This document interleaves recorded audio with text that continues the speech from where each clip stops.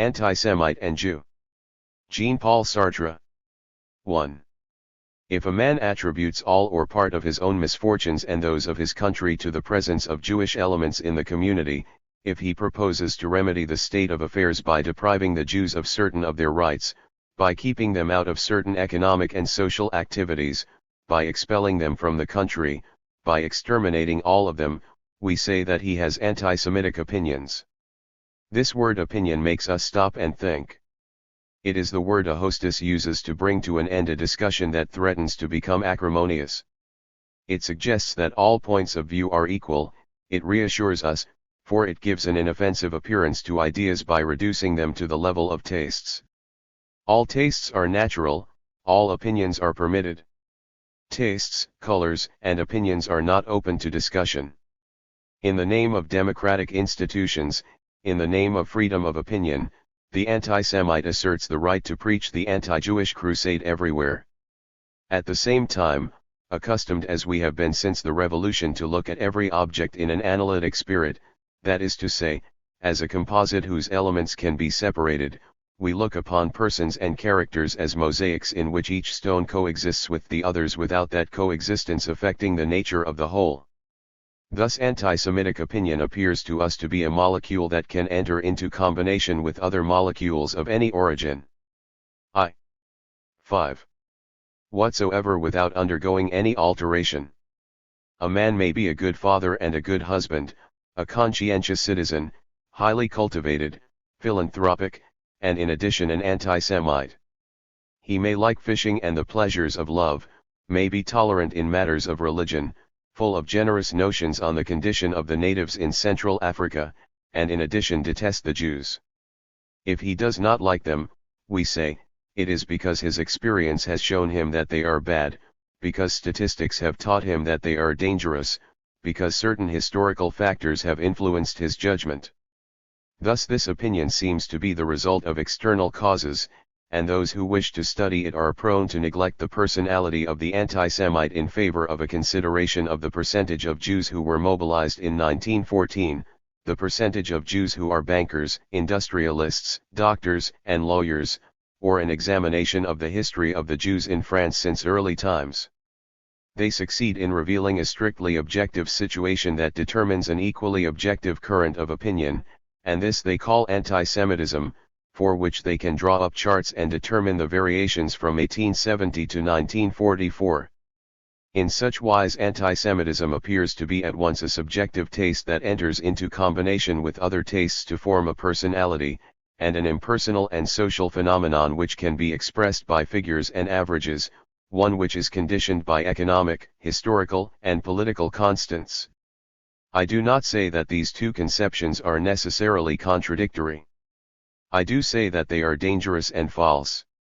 I would admit, if necessary, that one may have an opinion on the government's policy in regard to the wine industry, that is, that one may decide, for certain reasons, either to approve or condemn the free importation of wine from 6. Algeria.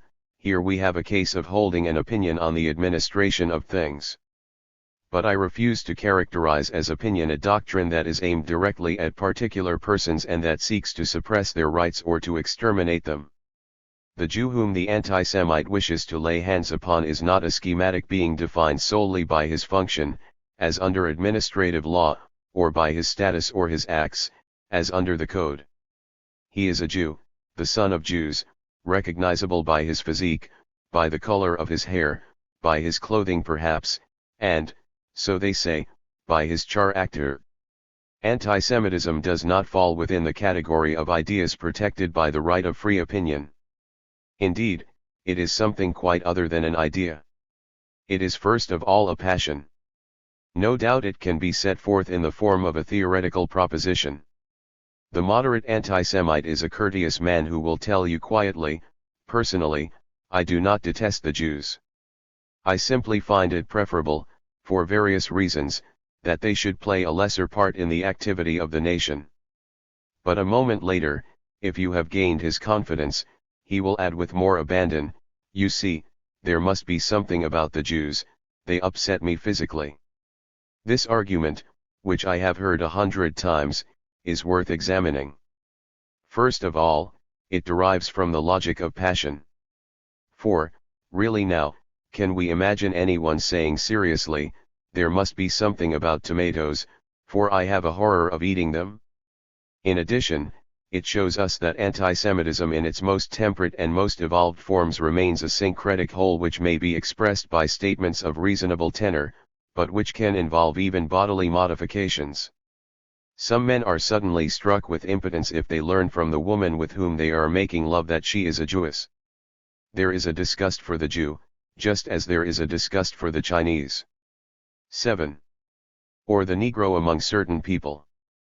Thus it is not from the body that the sense of repulsion arises, since one may love a Jewess very well if one does not know what her race is, rather it is something that enters the body from the mind.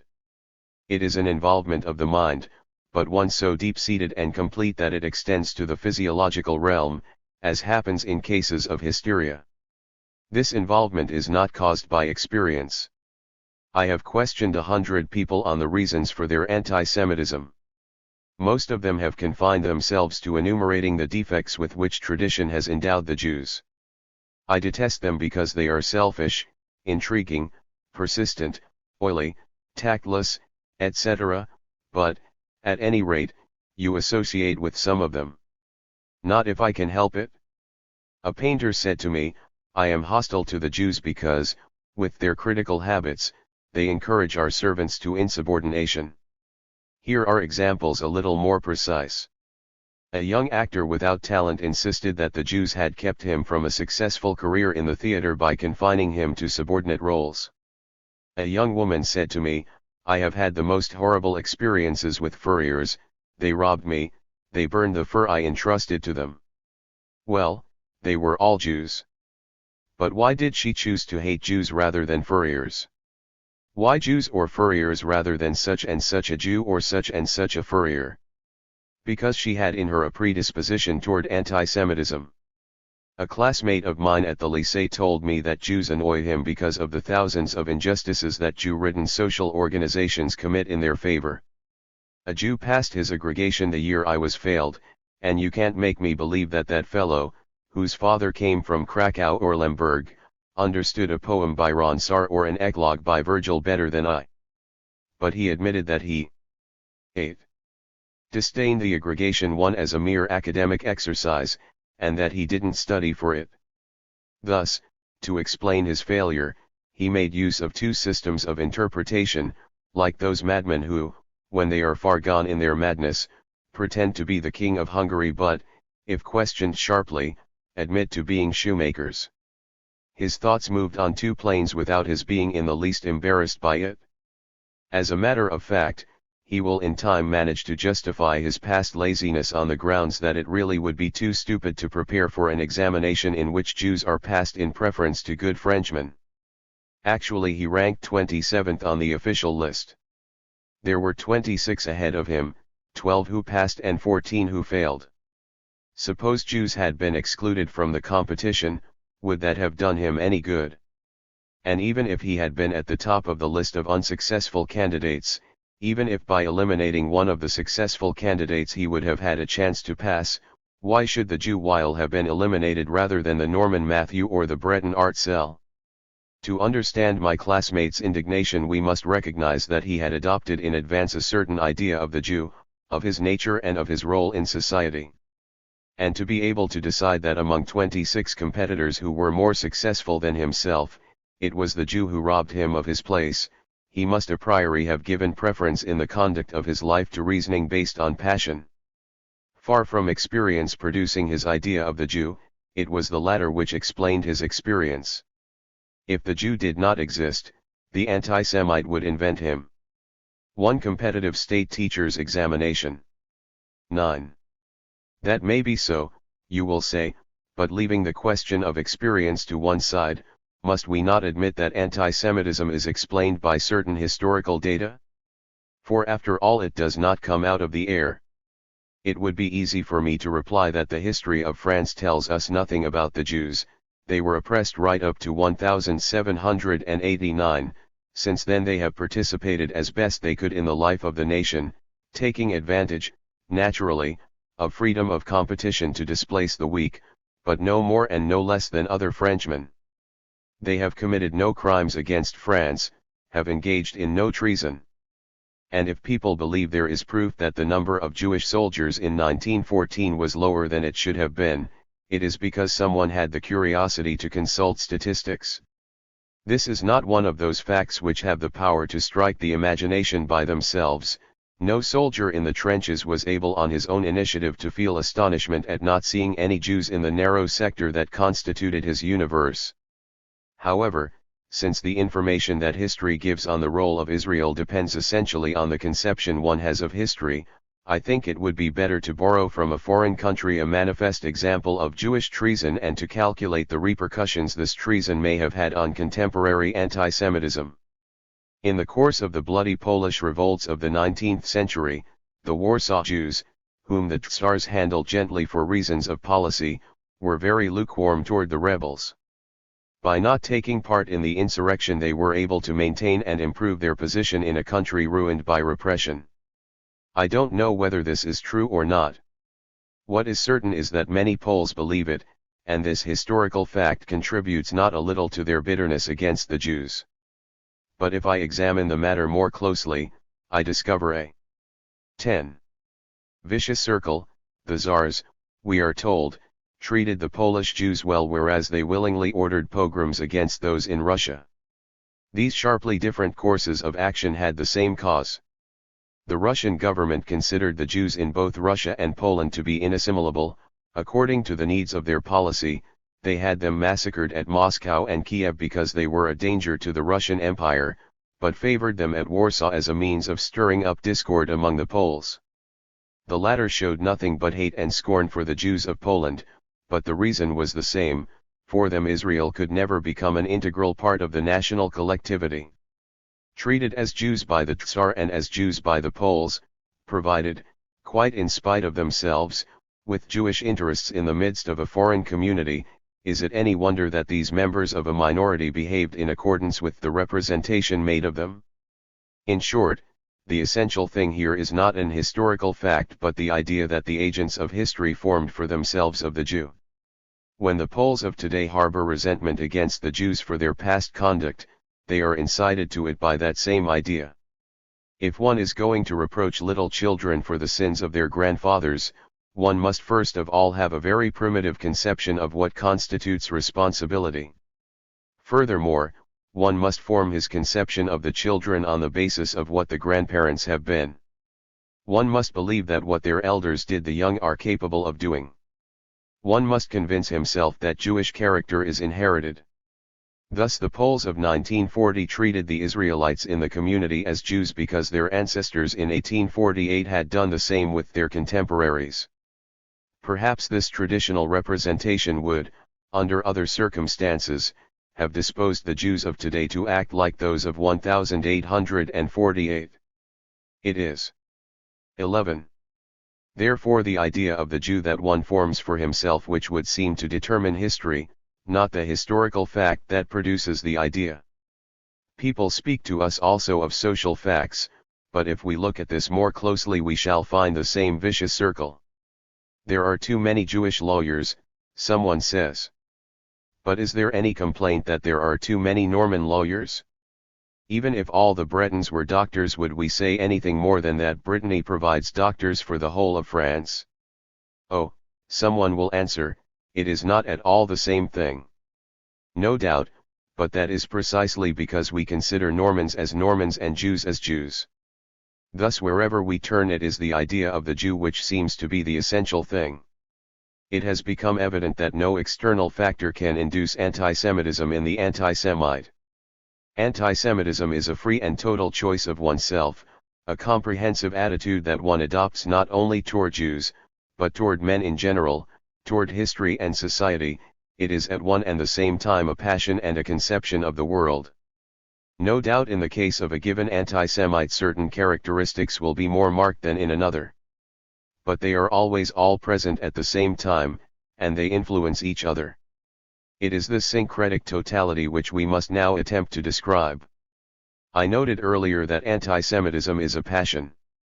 Everybody understands that emotions of hate or anger are involved, but ordinarily hate and anger have a provocation. I hate someone who has made me suffer, someone who condemns or insults me. We have just seen that anti-Semitic passion could not have such a character. It precedes the facts that are supposed to call it forth, it seeks them out to nourish itself upon them, it must even 12. Interpret them in a special way so that they may become truly offensive. Indeed, if you so much as mention a Jew to an anti-Semite, he will show all the signs of a lively irritation. If we recall that we must always consent to anger before it can manifest itself, and that, as is indicated so accurately by the French idiom, we put ourselves into anger, we shall have to agree that the anti-Semite has chosen to live on the plane of passion.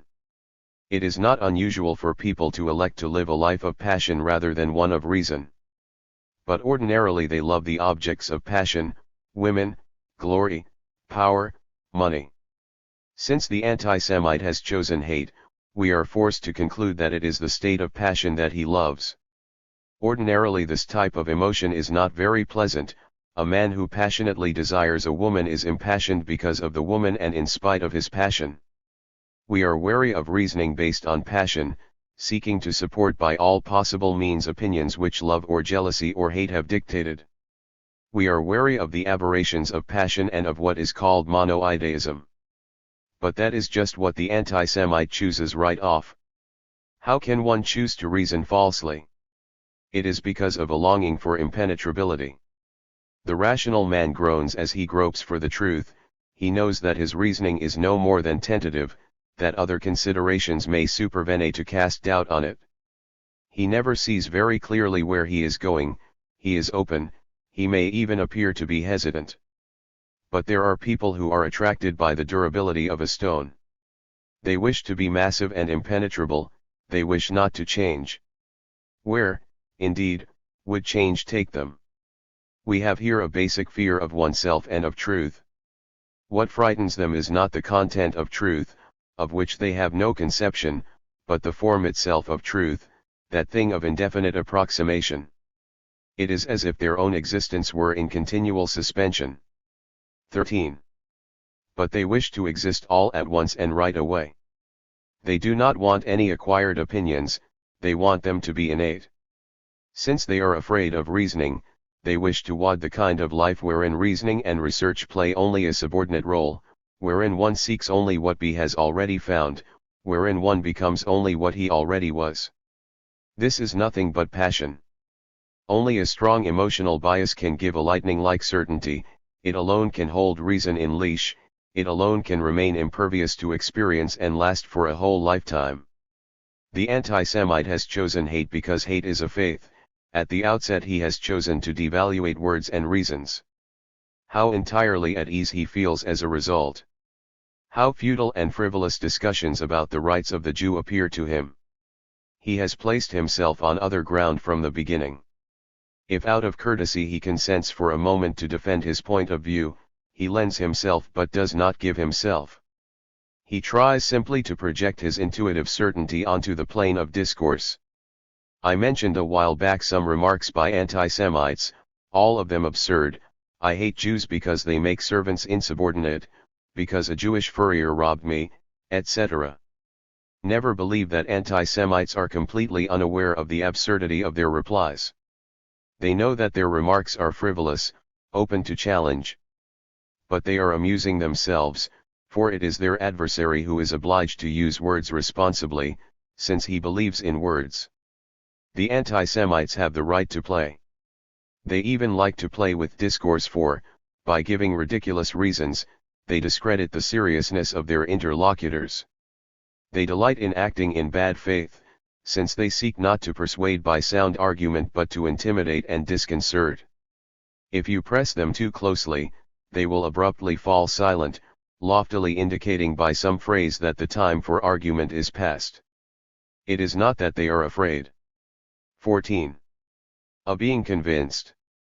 They fear only to appear ridiculous or to prejudice by their embarrassment their hope of winning over some third person to their side.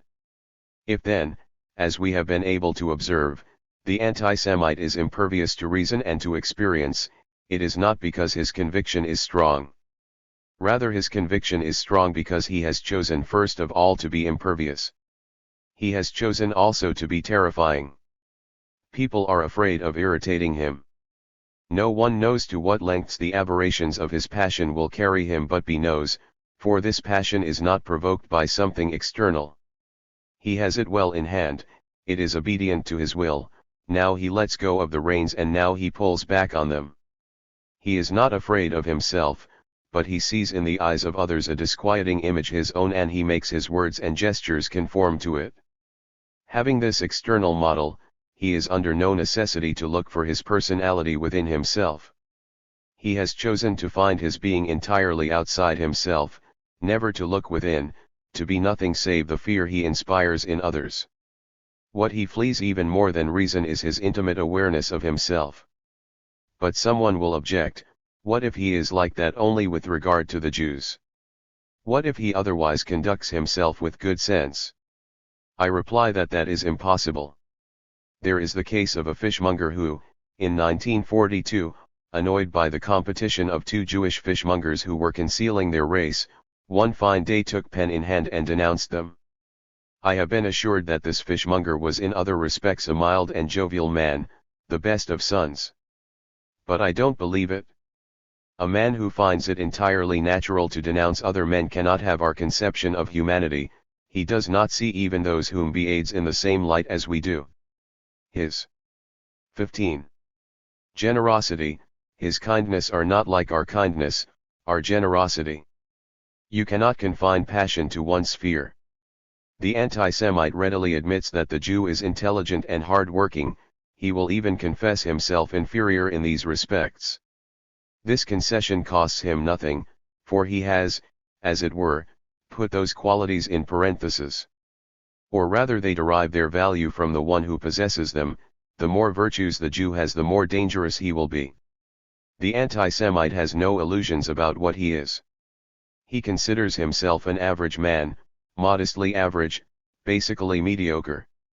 There is no example of an anti-Semite's claiming individual superiority over the Jews. But you must not think that he is ashamed of his mediocrity, he takes pleasure in it, I will even assert that he has chosen it. This man fears every kind of solitariness, that of the genius as much as that of the murderer, he is the man of the crowd. However small his stature, he takes every precaution to make it smaller, lest he stand out from the herd and find himself face to face with himself. He has made himself an anti-Semite because that is something one cannot be alone. The phrase, "I hate the Jews," is one that is uttered in chorus. In pronouncing it, one attaches himself to a tradition and to a community, the tradition and community of the mediocre. We must remember that a man is not necessarily humble or even modest because he has consented to mediocrity. On the contrary, there is a passionate pride among the mediocre, and anti-Semitism is an attempt to give value to mediocrity as such, to create an elite of the ordinary.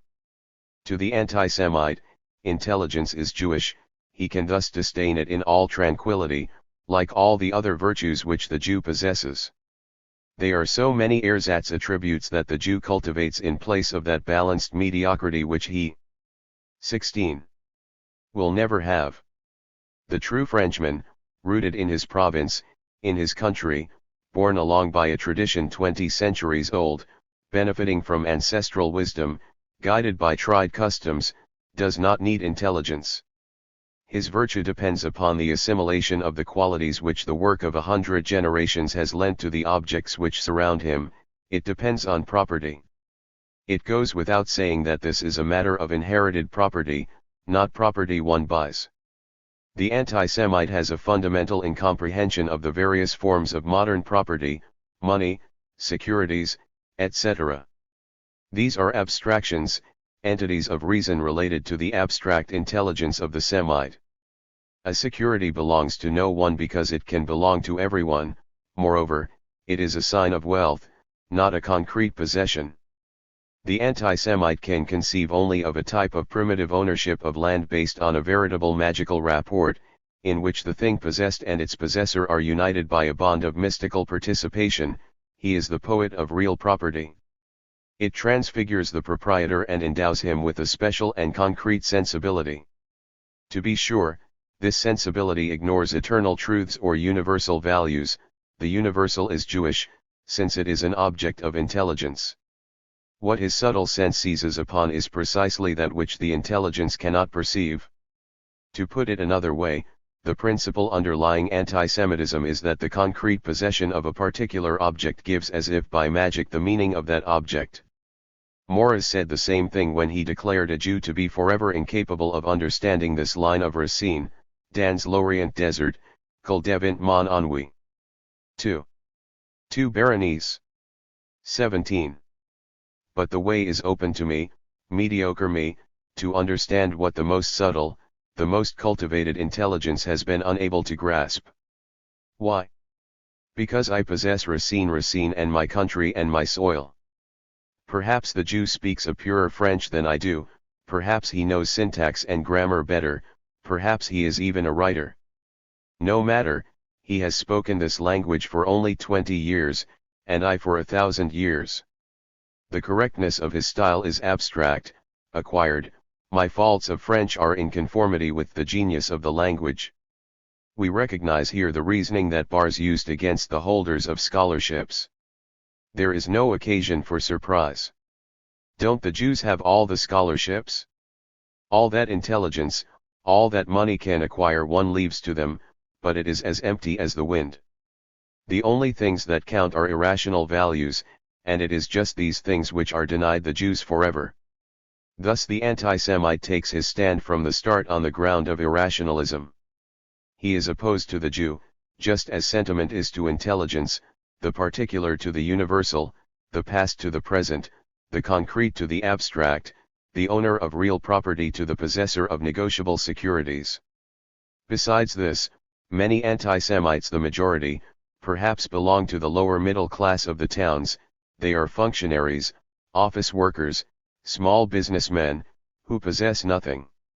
It is in opposing themselves to the Jew that they suddenly become conscious of being proprietors. In representing the Jew as a robber, they put themselves in the enviable position of people who could be robbed. Since the Jew wishes to take France from them, it follows that France must belong to them. Thus they have chosen anti-Semitism as a means of establishing their status as possessors. The Jew has more money than they? So much the better, money is Jewish, and they can despise it as they. 18. Despise intelligence. They own less than the gentleman farmer of Perigord or the large-scale farmer of the Beauce. That doesn't matter. All they have to do is nourish a vengeful anger against the robbers of Israel and they feel at once in possession of the entire country. True Frenchmen, good Frenchmen are all equal, for each of them possesses for himself alone France whole and indivisible. Thus I would call anti-Semitism a poor man's snobbery. And in fact it would appear that the rich for the most part exploit this passion for their own uses rather than abandon themselves to it. They have better things to do. It is propagated mainly among the middle classes, because they possess neither land nor house nor castle, having only some ready cash and a few securities in the bank. It was not by chance that the petty bourgeoisie of Germany was anti-Semitic in 1925. The principal concern of this white-collar proletariat was to distinguish itself from the real proletariat. Ruined by big industry, bamboozled by the Junkers, it was nonetheless to the Junkers and the great industrialists that its whole heart went out. It went in for anti-Semitism with the same enthusiasm that it went in for wearing bourgeois dress, because the workers were internationalists, because the Junkers possessed Germany and it wished to possess it also. Anti-Semitism is not merely the joy of hating, it brings positive pleasures too. By treating the Jew as an inferior and pernicious being, I affirm at the same time that I belong to the elite. This elite, in contrast to those of modern times which are based on merit or labor, closely resembles an aristocracy of birth. There is nothing I have to do to merit my superiority, and neither can I lose it. It is given once and for all. It is a thing. 19. We must not confuse this precedence the anti-Semite enjoys by virtue of his principles with individual merit. The anti-Semite is not too anxious to possess individual merit. Merit has to be sought, Just like truth, it is discovered with difficulty, one must deserve it. Once acquired, it is perpetually in question, a false step, an error, and it flies away. Without respite, from the beginning of our lives to the end, we are responsible for what merit we enjoy. Now the anti-Semite flees responsibility as he flees his own consciousness, and choosing for his personality the permanence of rock, he chooses for his morality a scale of petrified values. Whatever he does, he knows that he will remain at the top of the ladder. Whatever the Jew does, he will never get any higher than the first rung. We begin to perceive the meaning of the anti-Semite's choice of himself. He chooses the irremediable out of fear of being free, he chooses mediocrity out of fear of being alone, and out of pride he makes of this irremediable mediocrity a rigid aristocracy. To this end he finds the existence of the Jew absolutely necessary, otherwise to whom would he be superior? Indeed, it is vis-a-vis the Jew and the Jew alone that the anti-Semite realizes that he has rights. If by some miracle all the Jews were exterminated as he wishes, he would find himself nothing but a concierge or a shopkeeper in a strongly hierarchical society in which the quality of true Frenchman would be at a low valuation, because everyone would possess it. He would lose his sense of rights over the country because no one would any longer contest them, and that profound equality which brings him close to the nobleman and the man of wealth would disappear all of a sudden, for it is primarily negative. His frustrations, which he has attributed to the disloyal competition of the Jew, would have to be imputed to some other cause, lest he be forced to look within. 20. Himself. He would run the risk of falling into bitterness, into a melancholy hatred of the privileged classes. Thus the anti-Semite is in the unhappy position of having a vital need for the very enemy he wishes to destroy. The equalitarian that the anti-Semite seeks with so much ardor has nothing in common with that equality inscribed in the creed of the democracies. The latter is to be realized in a society that is economically hierarchical, and is to remain compatible with a diversity of functions. But it is in protest against the hierarchy of functions that the anti-Semite asserts the equality of Aryans. He does not understand anything about the division of labor and doesn't care about it. From his point of view, each citizen can claim the title of French man, not because he cooperates, in his place or in his occupation, with others in the economic, social, and cultural life of the nation, but because he has, in the same way as everybody else, an imprescriptible and inborn right to the indivisible totality of the country. Thus the society that the anti-Semite conceives of is a society of juxtaposition, as one can very well imagine, since his ideal of property is that of real and basic property. Since, in point of fact, anti-Semites are numerous, each of them does his part in constituting a community based on mechanical solidarity in the heart of organized society. The degree of integration of each anti-Semite with this society, as well as the degree of his equality, is fixed by what I shall call the temperature of the community. Proust has shown, for example, how anti-Semitism brought the Duke closer to his coachman, how, thanks to their hatred of Dreyfus, bourgeois families forced the doors of the aristocracy. The equalitarian society that the anti-Semite believes in is like that of mobs or those instantaneous. 21. Societies which come into being at a lynching or during a scandal. Equality in them is the product of the non-differentiation of functions.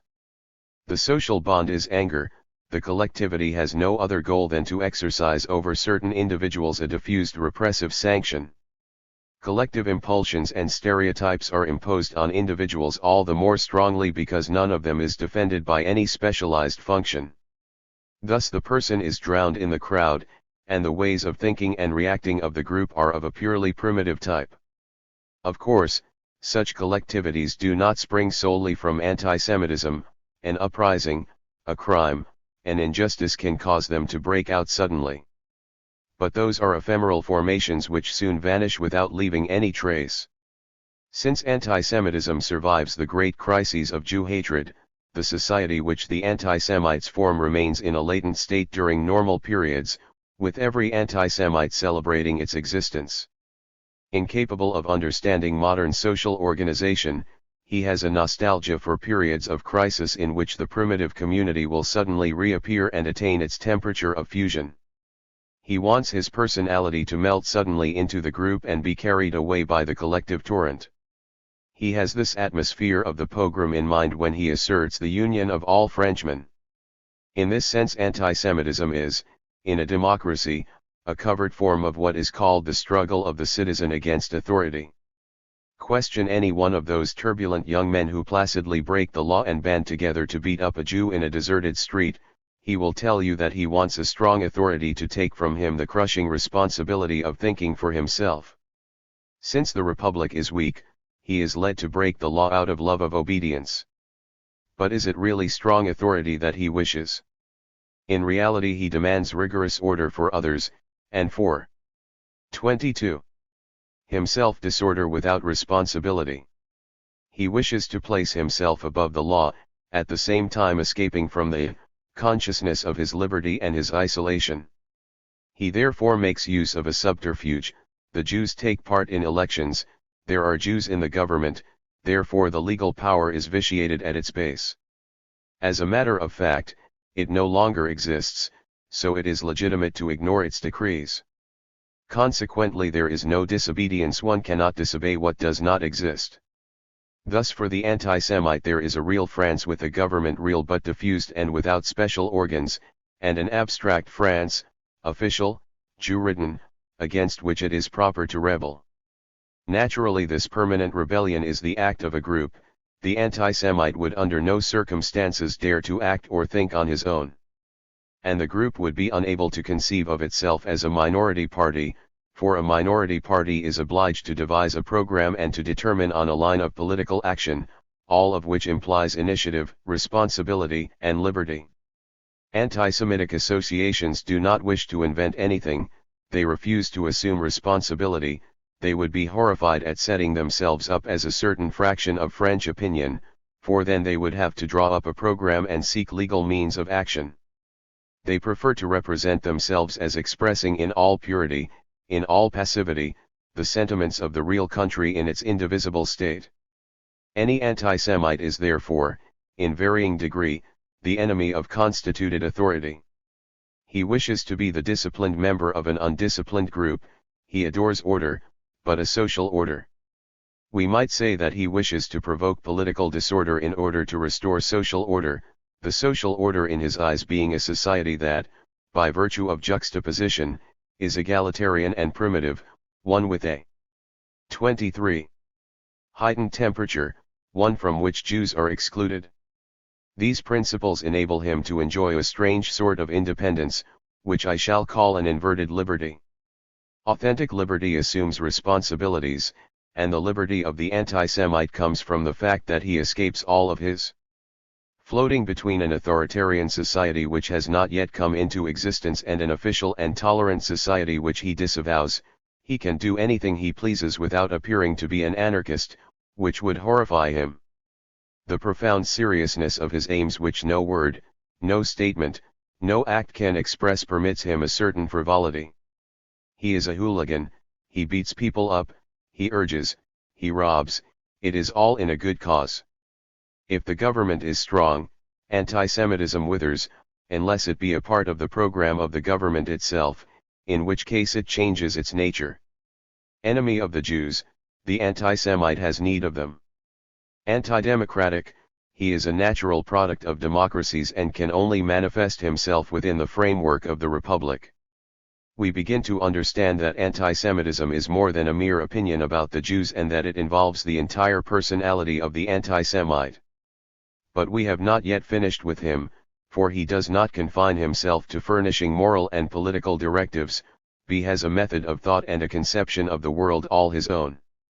In fact, we cannot state what he affirms without implicit reference to certain intellectual principles. The Jew, he says, is completely bad, completely a Jew. His virtues, if he has any, turn to vices by reason of the fact that they are his. Work coming from his hands necessarily bears his stigma. If he builds a bridge, that bridge, being Jewish, is bad from the first to the last span. The same action carried out by a Jew and by a Christian does not have the same meaning in the two cases, for the Jew contaminates. 24. All that he touches with an I know not what execrable quality. The first thing the Germans did was to forbid Jews access to swimming pools. It seemed to them that if the body of an Israelite were to plunge into that confined 60 body of water, the water would be completely befouled. Strictly speaking, the Jew contaminates even the air he breathes. If we attempt to formulate in abstract terms the principle to which the anti-Semite appeals, it would come to this: a whole is more and other than the sum of its parts, a whole determines the meaning and underlying character of the parts that make it up. There is not one virtue of courage which enters indifferently into a Jewish character or a Christian character in the way that oxygen indifferently combines with nitrogen and argon to form air and with hydrogen to form water. Each person is an indivisible totality that has its own courage, its own generosity, its own way of thinking, laughing, drinking, and eating.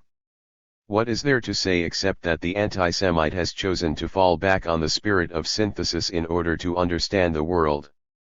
It is the spirit of synthesis which permits him to conceive of himself as forming an indissoluble unity with all France. It is in the name of this spirit that he denounces the purely analytical and critical intelligence of the Jews. But we must be more precise.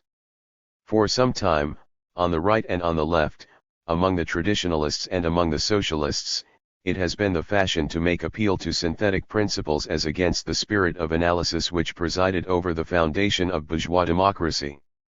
Yet both sides cannot be said to act on the same principles, or, if they do, they certainly make a different use of them.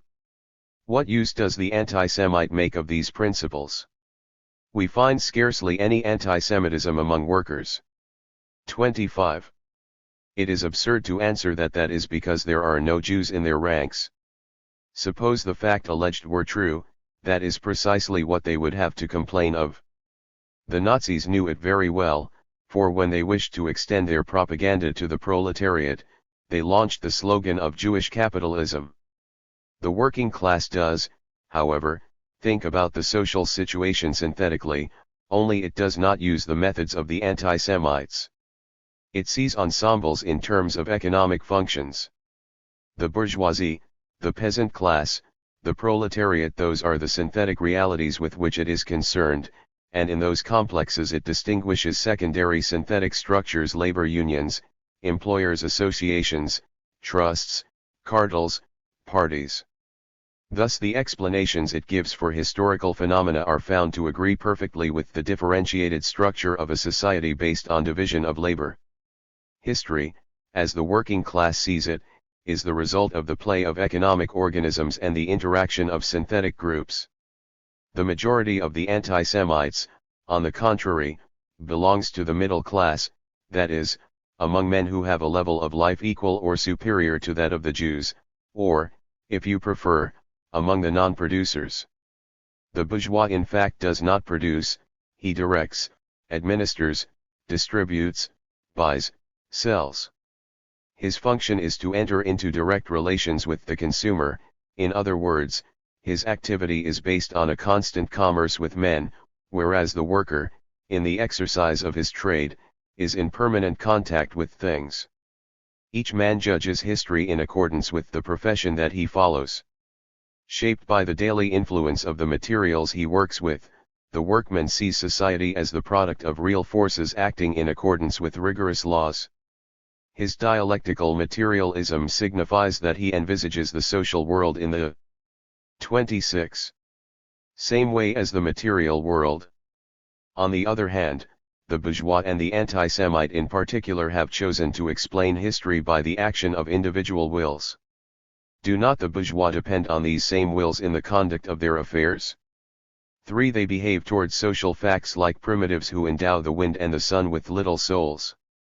Intrigues, cabals, the perfidy of one man, the courage and virtue of another, that is what determines the course of their business, that is what determines the course of the world. Anti-Semitism, a bourgeois phenomenon, appears therefore as a choice made to explain collective events by the initiative of individuals. No doubt the proletarian caricatures the bourgeois on posters and in newspapers in exactly the same manner as the anti-Semite caricatures the Jew. But this external resemblance should not deceive us. To the worker, what constitutes the bourgeois is his bourgeois status, that is, an ensemble of external factors, and the bourgeois himself is reducible to the synthetic unity of these externally apparent manifestations. It is an ensemble of various modes of behavior. For the anti-Semite, what makes the Jew is the presence in him of Jewishness, a Jewish principle analogous to phlogiston or the soporific virtue of opium. We must not be deceived, explanations on the basis of heredity and race came later, they are the slender scientific coating of this primitive conviction. Long before Mendel and Gobineau there was a horror of the Jew, and those who felt it could not explain it except by saying, like Montaigne of his friendship for law. 3. I make an exception here of the engineer, the contractor, and the scientist, whose occupations bring them closer to the proletariat, and who in fact are infrequently anti-Semitic. 27. Boetier, because he is he, because I am I. Without the presence of this metaphysical essence, the activities ascribed to the Jew would be entirely incomprehensible. Indeed, how could we conceive of the obstinate folly of a rich Jewish merchant who, we are told, makes every effort to ruin his country, whereas if he were reasonable, he would desire the prosperity of the country in which he does business? How could we otherwise understand the evil internationalism of men whom their families, their affections, their habits, their interests, the nature and source of their fortunes should attach to the destiny of a particular country? Facile talkers speak of a Jewish will to dominate the world. Here again, if we did not have the key, the manifestations of this will would certainly be unintelligible to us. We are told in almost the same breath that behind the Jew lurks international capitalism and the imperialism of the trusts and the munitions makers, and that he is the front man for piratical Bolshevism with a knife between its teeth. There is no embarrassment or hesitation about imputing responsibility for communism to Jewish bankers, whom it would horrify, or responsibility for capitalist imperialism to the wretched Jews who crowd the Rue de Rosiers. But everything is made clear if we renounce any expectation from the Jew of a course of conduct that is reasonable and in conformity with his interests, if, instead, we discern in him a metaphysical principle that drives him to do evil under all circumstances, even though he thereby destroy himself. This principle, one may suspect, is magical. On the one hand, it is an essence, a substantial form, and the Jew, whatever he does, cannot modify it, any more than fire can keep itself from burning. On the other hand, it is necessary in order to be able to hate the Jew, for one does not hate natural phenomena like earthquakes and plagues.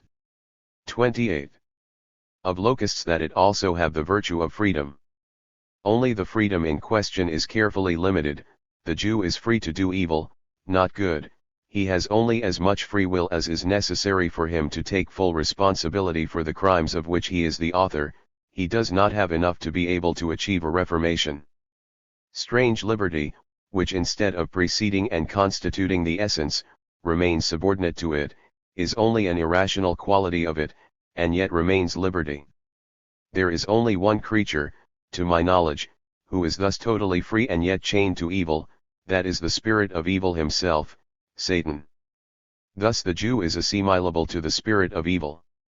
His will, unlike the Kantian will, is one which wills itself purely, gratuitously, and universally to be evil.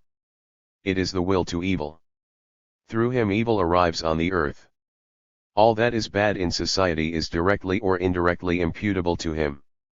The anti-Semite is afraid of discovering that the world is ill-contrived, for then it would be necessary for him to invent and modify, with the result that man would be found to be the master of his own destinies, burdened with an agonizing and infinite responsibility. Thus he localizes all the evil of the universe in the Jew.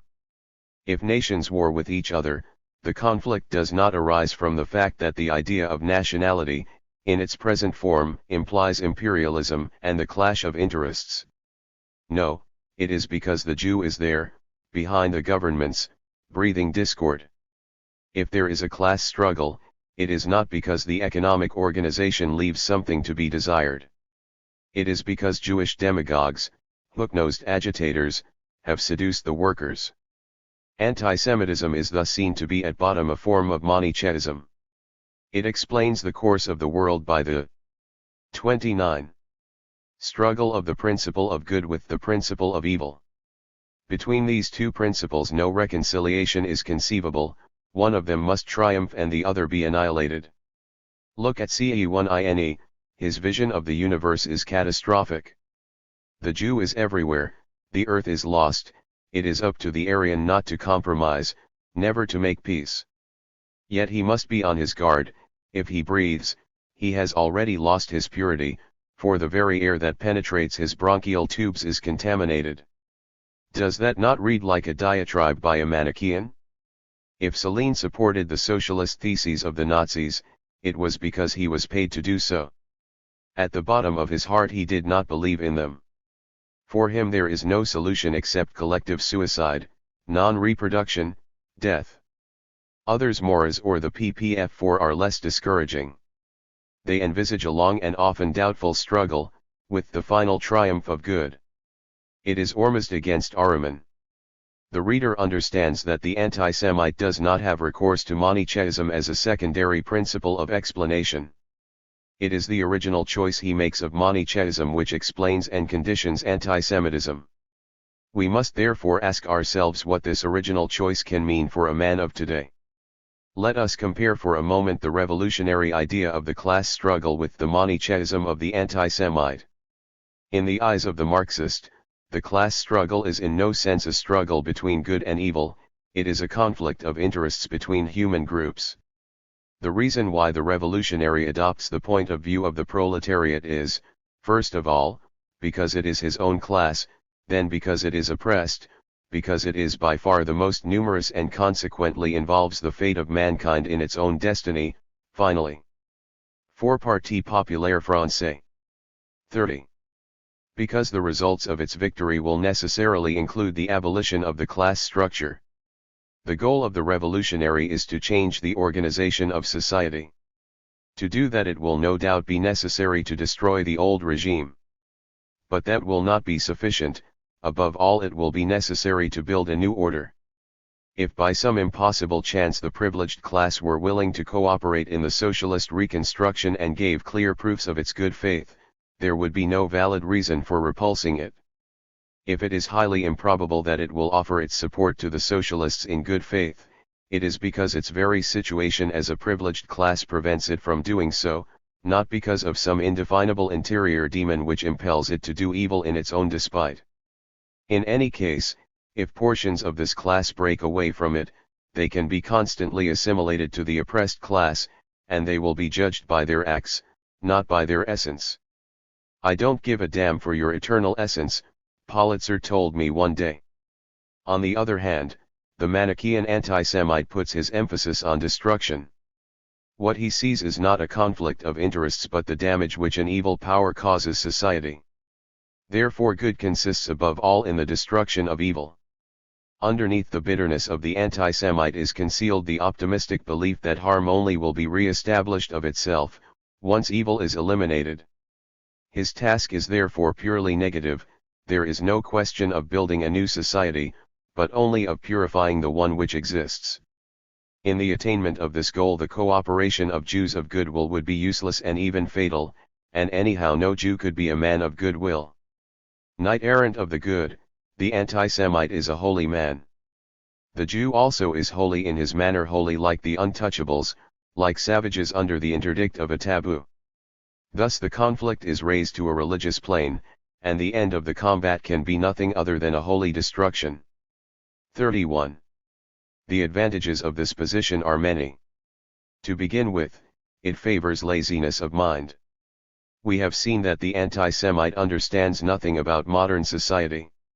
He would be incapable of conceiving of a constructive plan, his action cannot reach the level of the methodical, it remains on the ground of passion. To a long-term enterprise he prefers an explosion of rage analogous to the running amok of the Malays. His intellectual activity is confined to interpretation, he seeks in historical events the signs of the presence of an evil power. Out of this spring those childish and elaborate fabrications which give him his resemblance to the extreme paranoiacs. In addition, anti-Semitism channels evolutionary drives toward the destruction of certain men, not of institutions. An anti-Semitic mob will consider it has done enough when it has massacred some Jews and burned a few synagogues. It represents, therefore, a safety valve for the owning classes, who encourage it and thus substitute for a dangerous hate against their regime a beneficent hate against particular people. Above all, this naive dualism is eminently reassuring to the anti-Semite himself. If all he has to do is to remove evil, that means that the good is already given. He has no need to seek it in anguish, to invent it, to scrutinize it patiently when he has found it, to prove it in action, to verify it by its consequences, or, finally, to shoulder the responsibilities of the moral choice he has made.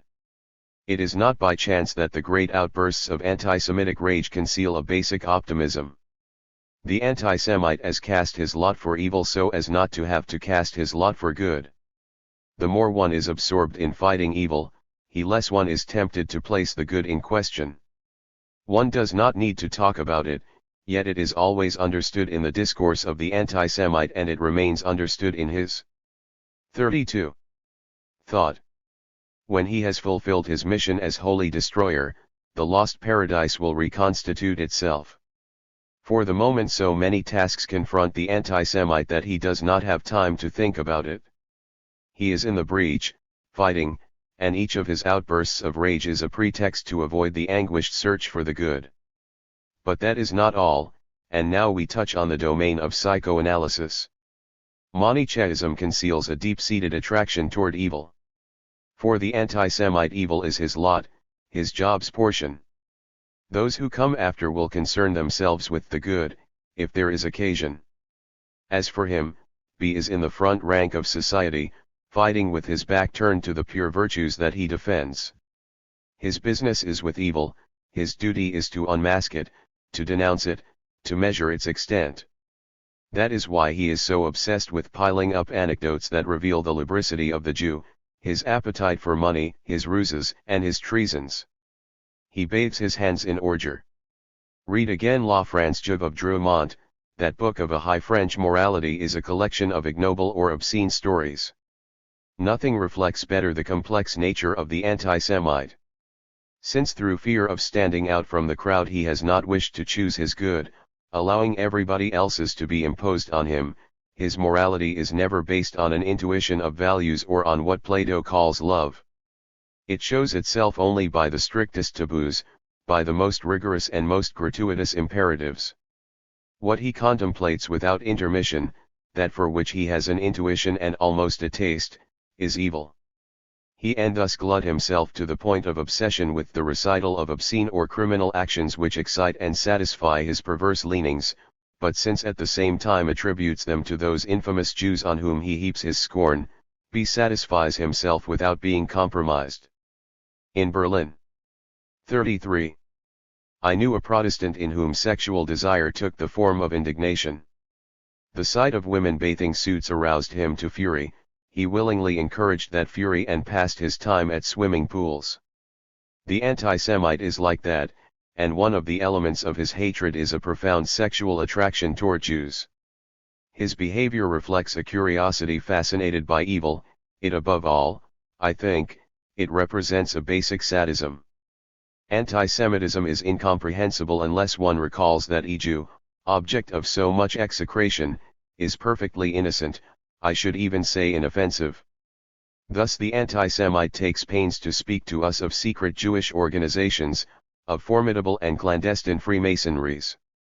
Yet he meets a Jew face to face, it is as often as not a weak creature who is ill-prepared to cope with violence and cannot even defend himself. The anti-Semite is well aware of this individual weakness of the Jew, which hands him over to pogroms with feet and hands bound. Indeed, he licks his chops over it in advance.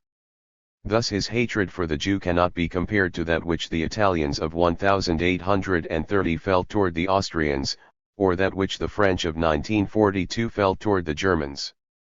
In these instances it was a case of oppressors, of hard, cruel, and strong men who had arms, money, and power and who could do more harm to the rebels than the latter could have dreamed of doing to them. In hatreds like these sadistic leanings have no place. But since evil, to the anti-Semite, is incarnated in unarmed and harmless men, the latter never finds himself under the painful necessity of being heroic. It is fun to be an anti-Semite. One can beat and torture Jews without fear. At most they can appeal to the laws of the Republic, but those laws are not too rigorous. 34. The sadistic attraction that the anti-Semite feels toward the Jew is so strong that it is not unusual to see one of these sworn enemies of Israel surround himself with Jewish friends. To be sure, he says they are exceptional Jews, insists that these aren't like the rest. Such protestations of friendship are not sincere, for anti-Semites do not envisage, even in their statements, sparing the good Jews, and, while they recognize some virtues in those whom they know, they will not admit that their interlocutors may have been able to meet others equally virtuous. Actually, they take pleasure in protecting these few persons through a sort of inversion of their sadism. They take pleasure in keeping under their eyes the living image of this people whom they execrate. Anti-Semitic women often have a mixture of sexual repulsion and attraction toward Jews. One woman I knew had intimate relations with a Polish Jew. She would often go to bed with him and allow him to caress her breasts and shoulders, but nothing more. She enjoyed feeling him respectful and submissive, divining his violently frustrated and humiliated desire. She afterward had normal sexual intercourse with other men. There is in the words of beautiful Jewess a very special sexual signification, one quite different from that contained in the words beautiful Romanian, beautiful Greek, or beautiful American, for example. This phrase carries an aura of rape and massacre. The beautiful Jewess is she whom the Cossacks under the Tsars dragged by her hair through the streets of her burning village. And the special works which are given over to accounts of flagellation. 35. Reserve a place of honor for the Jewess. But it is not necessary to look into esoteric literature. From the Rebecca of Ivanhoe up to the Jewess of Jill, not forgetting the works of Ponson du Terrail, the Jewess has a well-defined function in even the most serious novels.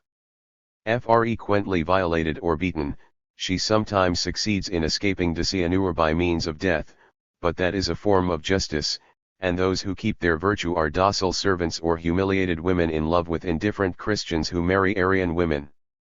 I think nothing more is needed to indicate the place the Jewess holds as a sexual symbol in folklore. A destroyer in function, a sadist with a pure heart, the anti-Semite is, in the very depths of his heart, a criminal. What he wishes, what he prepares, is the death of the Jew. To be sure, not all the enemies of the Jew demand his death openly, but the measures they propose, all of which aim at his abasement, at his humiliation, at his banishment, are substitutes for that assassination which they meditate within themselves. They are symbolic murders. Only, the anti-Semite has his conscience on his side, he is a criminal in a good cause. It is not his fault, surely, if his mission is to extirpate evil by doing evil. The real France has delegated to him the powers of her High Court of Justice. No doubt he does not have occasion every day to make use of them, but we should not be misled on that account. These sudden fits of anger which seize him, these thundering diatribes which he hurls at the Yids, are so many capital executions. The anti-Semite has chosen to be a criminal, and a criminal pure of heart. Here again he flees responsibilities. Though he censures his murderous instincts, he has found a means of sating them without admitting it to himself. He knows that he is wicked, but since he does evil for the sake of good, since a whole people 36. Waits for deliverance at his hands, he looks upon himself as a sanctified evildoer. By a sort of inversion of all values, of which we find examples in certain religions, for example, in India, where there exists a sacred prostitution, the anti-Semite accords esteem, respect, and enthusiasm to anger, hate, pillage, murder, to all the forms of violence. Drunk with evil, he feels in himself the lightness of heart and peace of mind which a good conscience and the satisfaction of a duty well done bring. The portrait is complete. If some of those who readily assert that they detest the Jews do not recognize themselves in it, it is because in actual fact they do not detest the Jews. They don't love them either. While they would not do them the least harm, they would not raise their little fingers to protect them from violence. They are not anti-Semites. They are not anything, they are not persons.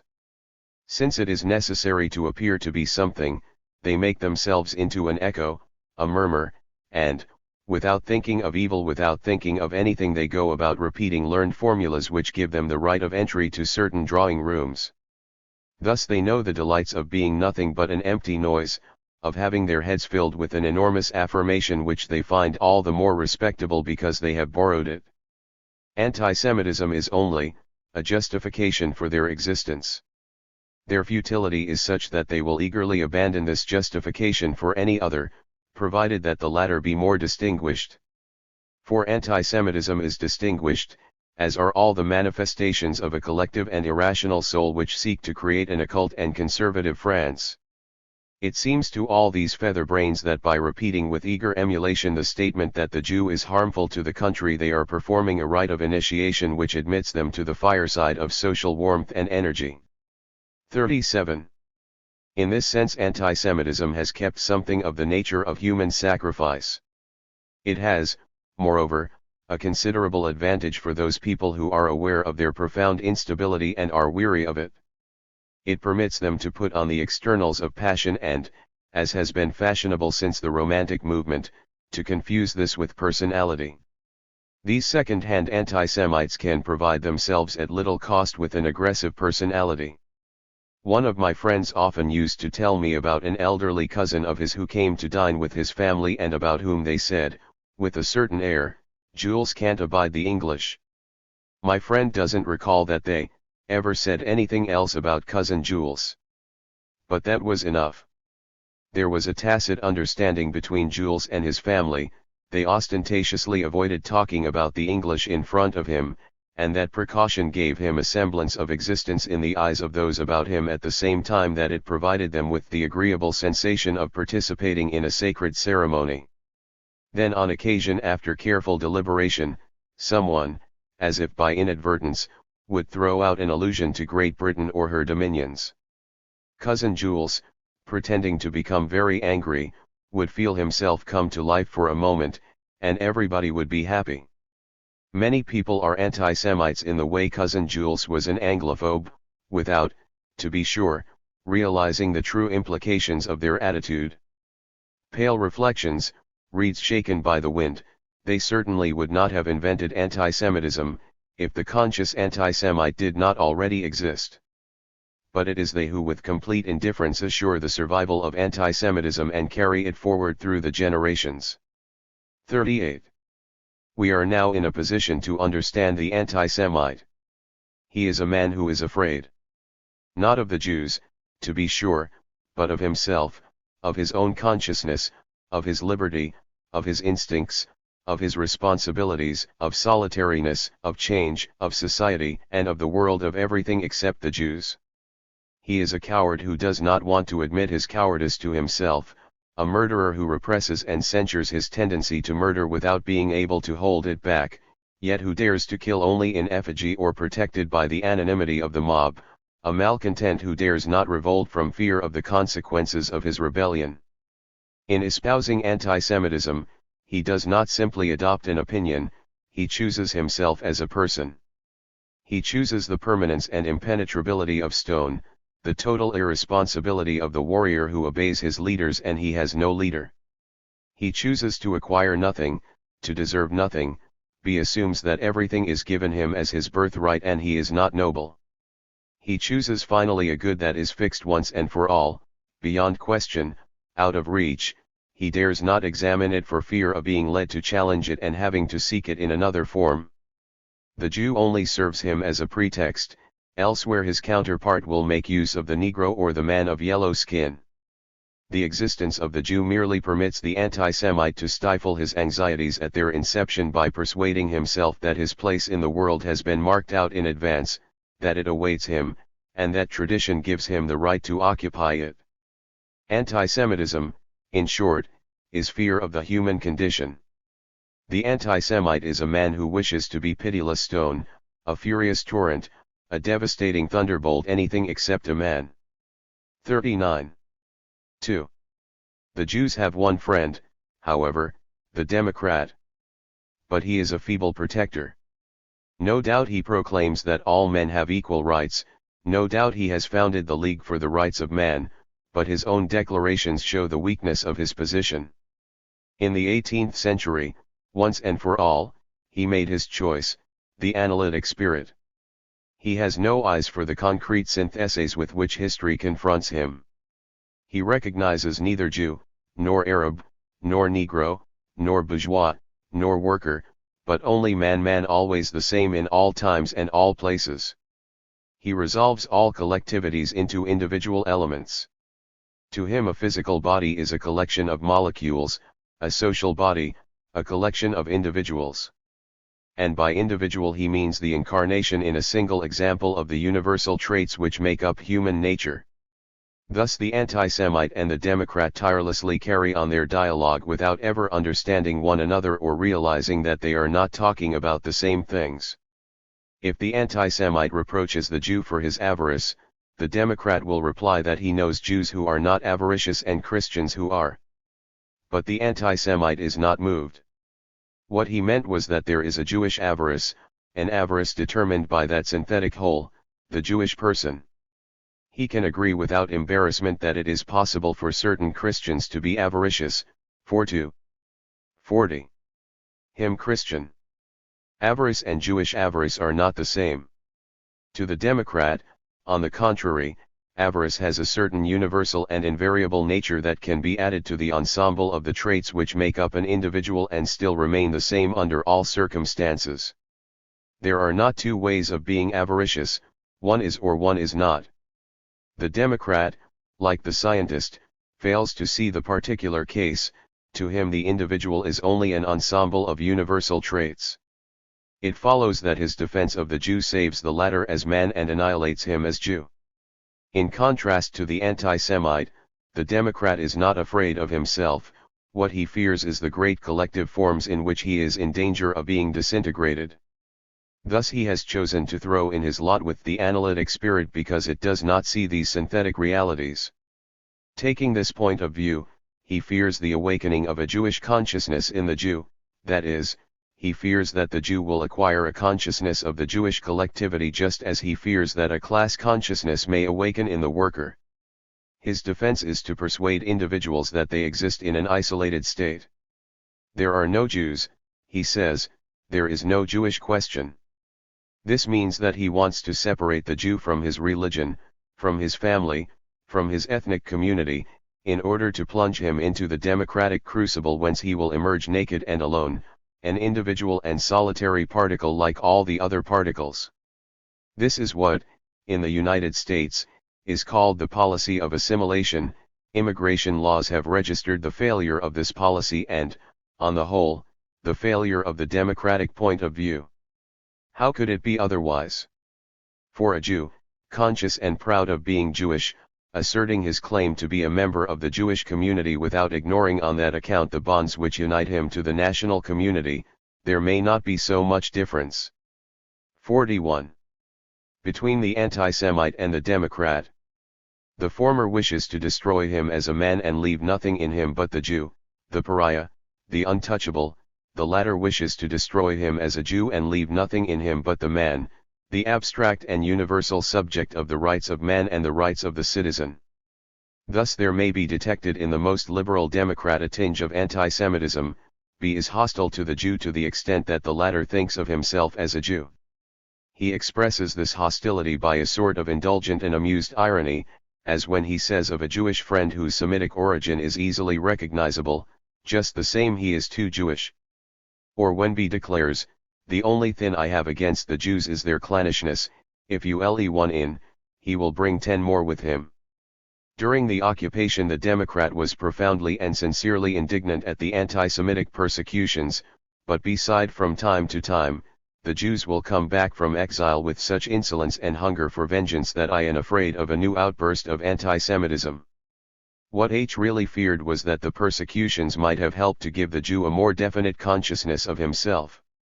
The anti-Semite reproaches the Jew with being Jewish, the Democrat reproaches him with willfully considering himself a Jew. Between his enemy and his defender, the Jew is in a difficult situation. Apparently H can do no more than choose the sauce with which H will be devoured. We must now ask ourselves the question, does the Jew exist? And if he exists, what is he? I be first a Jew or first a man? Is the solution of the problem to be found in the extermination of all the Israelite or in their total assimilation? Or is it possible to find some other way of stating the problem and of resolving it? 42. 3. We are in agreement with the anti-Semite on one point: we do not believe in human nature. We cannot conceive of society as a sum of isolated molecules. We believe that it is necessary to consider biological, psychical, and social phenomena in a spirit of synthesis. But we take leave of the anti-Semite when it comes to applying this spirit of synthesis. We certainly do not know of any Jewish principle, and we are not Manichaeans. Neither do we admit that the true Frenchman benefits so readily from the experience or the traditions left him by his ancestors. We remain highly skeptical on the subject of psychological heredity, and we are willing to utilize ethnic concepts only in the areas where they have received experimental confirmation in biology and pathology. For example, for us, man is defined first of all as a being in a situation. That means that he forms a synthetic whole with his situation: biological, economic, political, cultural, etc. He cannot be distinguished from his situation, for it forms him and decides his possibilities, but inversely, it is he who gives it meaning by making high choices within it and by it. To be in a situation, as we see it, is to choose oneself in a situation, and men differ from one another in their situations and also in the choices they themselves make of themselves. What men have in common is not a nature but a condition, that is, an ensemble of limits and 43. Restrictions: the inevitability of death, the necessity of working for a living, of living in a world already inhabited by other men. Fundamentally, this condition is nothing more than the basic human situation, or, if you prefer, the ensemble of abstract characteristics common to all situations. I agree therefore with the Democrat that the Jew is a man like other men, but this tells me nothing in particular except that he is free, that he is at the same time in bondage, that he is born, enjoys life, suffers, and dies, that he loves and hates, just as do all men. I can derive nothing more from these excessively general data.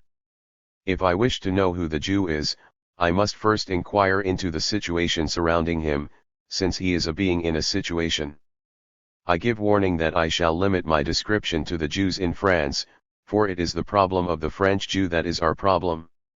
I shall not deny that there is a Jewish race. But we must understand each other at once. If by race is understood that indefinable complex into which are tossed pell-mell both somatic characteristics and intellectual and moral traits, I believe in it no more than I do in Ouija boards. What, for lack of a better term, I shall call ethnic characteristics, are certain inherited physical conformations that one encounters more frequently among Jews than among non-Jews. Here it is still advisable to be prudent. Perhaps we had better say Jewish races. We know that not all Semites are Jews, which complicates the problem. We also know that certain blonde Jews of Russia are still further removed from the woolly-headed Jews of Algeria than from the Aryans of East Prussia. As a matter of fact, each country has its Jews, and our picture of an Israelite hardly corresponds at all to our neighbor's picture. 44. When I lived in Berlin at the beginning of the Nazi regime, I had two French friends, one of whom was a Jew and one of whom was not. The Jew was of a marked Semitic type. He had a hooked nose, protruding ears, and thick lips. A Frenchman would have recognized him as a Jew without hesitation. But since he was blond, lean, and phlegmatic, the Germans were completely taken in. He occasionally amused himself by going out with SS men, who did not suspect his race. One of them said to him one day, "I can tell a Jew 100 yards off." My other friend was a Corsican and a Catholic, the son and grandson of Catholics, but he had hair that was black and a bit curly, a bourbon nose, a sallow complexion, and he was short and fat. The children in the street threw stones at him and called him Jude. That was because he closely resembled a certain type of Eastern Jew who is most popular in the German stereotype. However that may be, even admitting that all Jews have certain physical traits in common, it would be rash to conclude from that, unless by the vaguest of analogies, that they must also show the same traits of character. Or better, the physical stigmata which one can observe in the Semite are spatial, therefore juxtaposed and separable. I can on a moment's notice find any one of them in an Aryan. Am I to conclude, then, that this Aryan has such and such a psychic quality which is ordinarily attributed to Jews? Evidently not. But in that case the whole theory crumbles. It presupposes that the Jew is an indivisible totality, whereas we have just shown him to be a mosaic in which each element is a pebble that we can take out and place in another pattern. Thus we can neither deduce the moral from the physical nor postulate a psychophysiological parallelism. If I am told that I must consider the ensemble of somatic characteristics, I will reply, either this ensemble is the sum of ethnic traits and that some can 45. In no way represent the spatial equivalent of a psychic synthesis any more than an association of cerebral cells can correspond to a thought, or when we speak of the physical aspect of a Jew, we understand a syncretic totality that yields to intuition. In this case, to be sure, there may be a gestalt in the sense in which Kohler understands the word, and it is to this that the anti-Semites allude when they pretend to smell a Jew, have a feel for a Jew, etc., etc. Only, it is impossible to perceive somatic elements apart from the psychic signification which is mingled with them. Here is a Jew seated on his doorstep in the Rue de Rosiers. I recognize him immediately as a Jew. He has a black and curly beard, a slightly hooked nose, protruding ears, steel-rimmed glasses, a derby pulled down over his eyes, black clothes, quick and nervous gestures, and a smile of strange and dolorous goodness. How am I to disentangle the physical from the moral? His beard is black and curly, that is a somatic characteristic. But what strikes me above all is that he lets it grow. By that he expresses his attachment to the traditions of the Jewish community. He indicates that he has come from Poland, that he belongs to emigrants of the first generation. Is his son any less a Jew for being clean-shaven? Other traits, like the form of his nose and the position of his ears, are purely anatomic, while others, like the choice of clothing and glass expression and mimicry, are purely psychical and social. What is it then that reveals this man to me as Israelite, if not this inseparable ensemble in which psychical and the physical, the social, the religious, and the individual are closely mingled, if not this living synthesis that evidently could not be transmitted heredity and which, at bottom, is identical with a complete personality? We must therefore envisage the hereditary and somatic characteristics of the Jew as a 46. factor among others in his situation, not as a condition determining his nature. Failing to determine the Jew by his race, shall define him by his religion or by the existence of strictly Israelite national community. Here the question becomes complicated. Certainly at a remote time in the past there was a religious and national community that was called Israel. But the history of that community is one of dissolution over a period of 25 centuries. First it lost its sovereignty, there was the Babylonian captivity, then the Persian domination, finally the Roman conquest. We must not see in this the effect of a curse unless there are geographical curses. The situation of Palestine, crossroads for all the commercial routes of the ancient world, and crushed between mighty empires, is sufficient to explain this slow loss of power. The religious bond was strengthened between the Jews of the dispersion and those who remained on their own soil. It took on the sense and value of a national bond. But this transfer, it is to be suspected, indicated a spiritualization of collective ties, and spiritualization, after all, means enfeeblement. Shortly after this, moreover, the introduction of Christianity brought division. The appearance of this new religion caused a great crisis in the Israelite world. setting the Jewish emigrants against those remaining in Judea. In contrast to the strong form that Christianity was from the first, the Hebraic religion appeared immediately as a weak form, on the road to disintegration. It managed to maintain itself only by a complicated policy of concessions and obstinacy. It resisted the persecutions and the dispersion of the Jews in the medieval world. It much less effectively resisted the progress of enlightenment and the critical spirit. 47. The Jews who surround us today have only a ceremonial and polite contact with their religion. I once asked one of them why he had his son circumcised. He replied, "Because it pleased my mother, and because it's the right thing to do." "And why does your mother hold to it?" "Because of her friends and neighbors." I realize that these overly rational explanations conceal a secret and deep-seated need to attach oneself to tradition and, in default of a national past, to give one's roots in a past of rites and customs. But that is just point. Religion is here only a symbolic means. At least in Western Europe the Jewish religion has been unable to resist the attacks launched by rationalism and by Christian spirit. Atheistic Jews whom I have questioned admit that their dialogue on the existence of God carried on against the Christian religion. The religion which they attack and of which they wish to rid themselves is Christianity. Their atheism differs in no from that of a Roger Martin Dugard, who says he disengaged himself from the Catholic faith. Not for a moment are Jews atheistic against the Talmud. A priest, to all of them, means the vicar, not the rabbi. Thus the facts of the problem appear as follows: concrete historical community is basically national and religious, but the Jewish community, which once was both, has been deprived bit by bit of both these concrete characteristics. We may call it an abstract historical community. Its dispersion implies the breakup of common traditions, and it was remarked above that its 20 centuries of dispersion and political impotence forbid its having a historic past. If it is true, Hegel says, that a community is historical to the deg that it remembers its history, then the Jewish community is the least historical of all, for it keeps a memory of nothing but a long martyrdom, that is, of a long passivity. 48.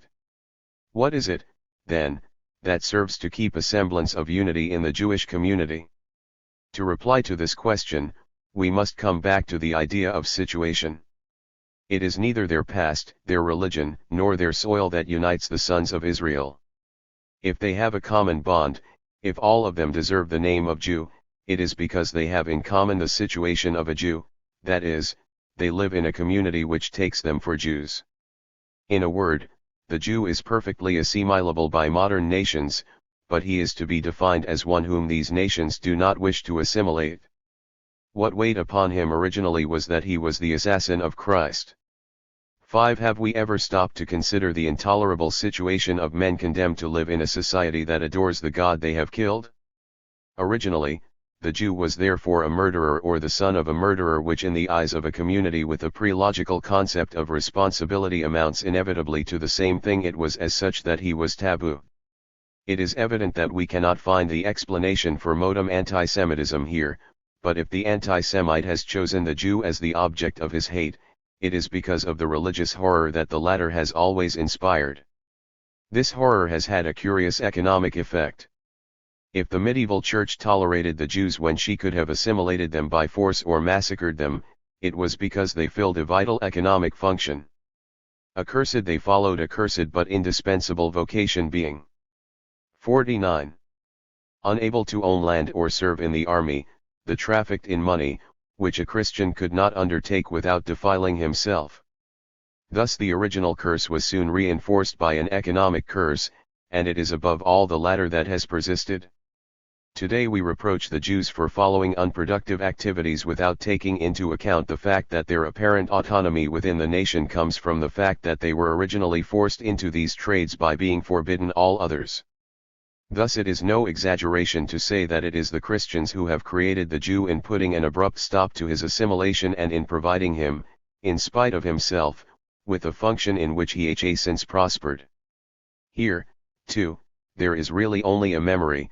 Differentiation of economic functions is such today that one cannot assign the Jew a very definite sphere of activity, At most it might be noticed that his long exclusion from certain trades has diverted him from them even when he has had the chance to engage in them. But modern society has seized on this memory and has made it the pretext and the base for its anti-Semitism. Thus, to know what the contemporary Jew is, we must ask the Christian conscience. And we must ask, not what is a Jew, but what have you made of the Jews? The Jew is one whom other men consider a Jew. That is the simple truth from which we must start. In this sense the Democrat is right as against the anti-Semite, for it is the anti-Semite who makes the Jew. But it would be wrong to say that the distrust, the curiosity, the disguised hostility the Israelites find around them are no more than the intermittent demonstrations of a few hotheads. Primarily, as we have seen, anti-Semitism is the expression of a primitive society that, though secret and diffused, remains latent in the legal collectivity. We must not suppose, therefore, that a generous outburst of emotion, a few 50 pretty words, a stroke of the pen will suffice to suppress it. That would be like imagining you could abolish war by denouncing its effects in a book. The Jew no doubt sets a proper value on the sympathy shown him, but it cannot prevent his seeing anti-Semitism as a permanent structure of the community in which he lives. He knows, moreover, that the Democrats and all those who defend him have a tendency to treat anti-Semitism rather leniently. First of all, we live in a republic, where all opinions are free. In addition, the myth of national unity still exerts such an influence over the French that they are ready for the greatest compromises in order to avoid internal conflict, especially in periods of international tension which are, of course, precisely those when anti-Semitism is the most violent. Naive and full of goodwill, it is inevitably the Democrat who makes all the concessions. The anti-Semite doesn't make any. He has the advantage of his anger. People say, don't irritate him. They speak softly in his presence. In 1940, for example, many Frenchmen went over to the side of the Pétain government, which did not fail to preach unity, we know with what reservations. This government initiated anti-Semitic measures. The Pétainists did not protest. They felt extremely ill at ease, but what was to be done? If France could be saved at the cost of a few sacrifices, was it not better to close one's eyes? Certainly these people were not anti-Semites, they even spoke to the Jews whom they met with commiseration and politeness. But how could these Jews not realize that they were being sacrificed to the mirage of a united and patriarchal France? 51. Today those Jews whom the Germans did not deport or murder are coming back to their homes. Many were among the first members of the resistance, others had sons or cousins in Leclerc's army. Now all France rejoices and fraternizes in the streets, social conflict seems temporarily forgotten. The newspapers devote whole columns to stories of prisoners of war and deportees. Do we say anything about the Jews? Do we give a thought to those who died in the gas chambers at Lublin? Not a word. Not a line in the newspapers. That is because we must not irritate the anti-Semites. More than ever, we need unity. Well-meaning journalists will tell you, in the interest of the Jews themselves, it would not do to talk too much about them just now. For 4 years French society has lived without them, it is just as well not to emphasize too vigorously the fact that they have reappeared. Does anyone think that the Jews don't know what is happening, that they don't understand the reasons for this silence? Some of them approve, and say, the less we are noticed, the better. Can a Frenchman, sure of himself, of his religion, of his race, possibly understand the state of mind that dictates such a statement? Is it not plain that to have arrived at this resigned wisdom, at this policy of self-effacement, the Jews must for years have been fully aware of hostility, ugly looks always watching, indifference always ready to turn into a bitterness this in their own country? Thus they have made a clandestine return, and their joy at being liberated is not part of the nation's joy. The following little anecdote will serve to show what they have suffered on this account. In my Lettres Françaises, without thinking about it particularly, and simply for the sake completeness, I wrote something or other about the 6 written in October 1944. 52. Sufferings of the prisoners of war, the deportees, the political prisoners, and the Jews. Several Jews thanked me in a most touching manner. How completely must they have felt themselves abandoned, to think of thanking an author for merely having written the word Jew in an article. Thus the Jew is in the situation of a Jew because lives in the midst of a society that takes him for a Jew. He has passionate enemies, and defenders lacking passion. The Democrat professes moderation, blames or admonishes while synagogues are being on fire. He is tolerant by profession, he is, indeed, snobbish about tolerance and even extends it to the enemy of democracy. Wasn't it the style among radicals of left to consider more as a genius? How can the Democrat fail to understand the anti-Semite? It is as if we're fascinated by all who plot his downfall. Perhaps at the bottom of his heart he yearns after the violence which he has denied himself. In any case, the struggle is not equal. If the Democrat were to put some warmth into pleading the cause of the Jew, he would have to be a Manichaean too, and equate the Jew with the principle of the good. But how could he do this? The Democrat is not a fool. He makes himself the advocate of the Jew because he sees him as a member of humanity. Since humanity has other members whom he must also defend, the Democrat has much to do, he concerns himself with the Jew when he has time. But the anti-Semite has only one enemy, and he can think of him all the time. Thus it is he who calls the turn. Vigorously attacked, feebly defended, the Jew feels himself in danger in a society in which anti-Semitism is the continual temptation. This is what we must look at more closely. The French Jews are for the most part members of the lower or upper middle class. In general, they follow. 53. Vocations I shall call vocations of opinion, in the sense that success depends not on their skill in working with materials but in the opinion that other men have of them. Whether a man is a lawyer or a haberdasher, his clientele comes if he is pleasing. It follows that the vocations of which we are speaking are full of ceremonies. It is necessary to seduce, to captivate, and to retain confidence. Correctness of costume, apparent severity of conduct, honor, all are based on these monies, on the 1,000 little dance steps it is necessary to take in order to attract a customer. Thus what see above all else is reputation. A man makes him reputation, he lives on it, that means that basically is completely dependent on other men, whereas peasant has primarily to do with his land, the W with his materials and tools. The Jew thus finds himself in a paradoxical situation. It is perfectly all right for him to gain a reputation for honesty, just as others do, and in the same way this reputation is added to a primary reputation of being a Jew which has been imposed on him and from which he cannot free himself no matter what he may do. The Jewish workman in the mine, in the foundry, at the wheel of a truck, can forge, he is a Jew. The Jewish businessman cannot for let him multiply acts of disinterestedness and perhaps he will be called a good Jew. But Jew is and must remain. At least when he is called honest or dishonest knows what it is about, he remembers the act justify these terms.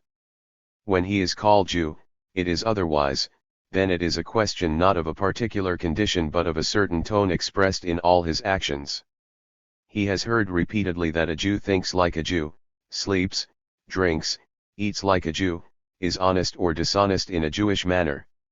And the Jew looks for this Jewishness in vain. Is any of us conscious of his 54. Style of behavior? Can any of us look at himself from the outside? Yet this little word Jew appears in his life one fine day and will never leave again. Some children by the time they are 6 have already had fights with schoolmates who call them Yids. Others may remain in ignorance for a long time. A young Jewish girl in a family I am acquainted with did not even know the meaning of the word Jew until she was 15. During the occupation there was a Jewish doctor who lived shut up in his home at Fontainebleau and raised his children without saying a word to them of their origin. But however it comes about, some day they must learn the truth, sometimes from the smiles of those who surround them, sometimes from rumor or insult. The later the discovery, the more violent the shock. Suddenly they perceive that others know something about them that they don't know, that people apply to them an ugly and upsetting term that is not used in their own family. They feel themselves separated, cut off from the society of the normal children who run and play tranquilly and securely around them, those lucky children who have no special name. And they return home, they look at their father, they think, is he a Jew too? How can they fail to keep the marks of this first revelation all their lives? There have been hundreds of descriptions of the disturbances which occur in a child when he suddenly discovers that his parents have sexual relations. But what must happen to the little Jew when he steals a glance at his parents and thinks, they are Jews? At home, he is told that he should be proud of being a Jew.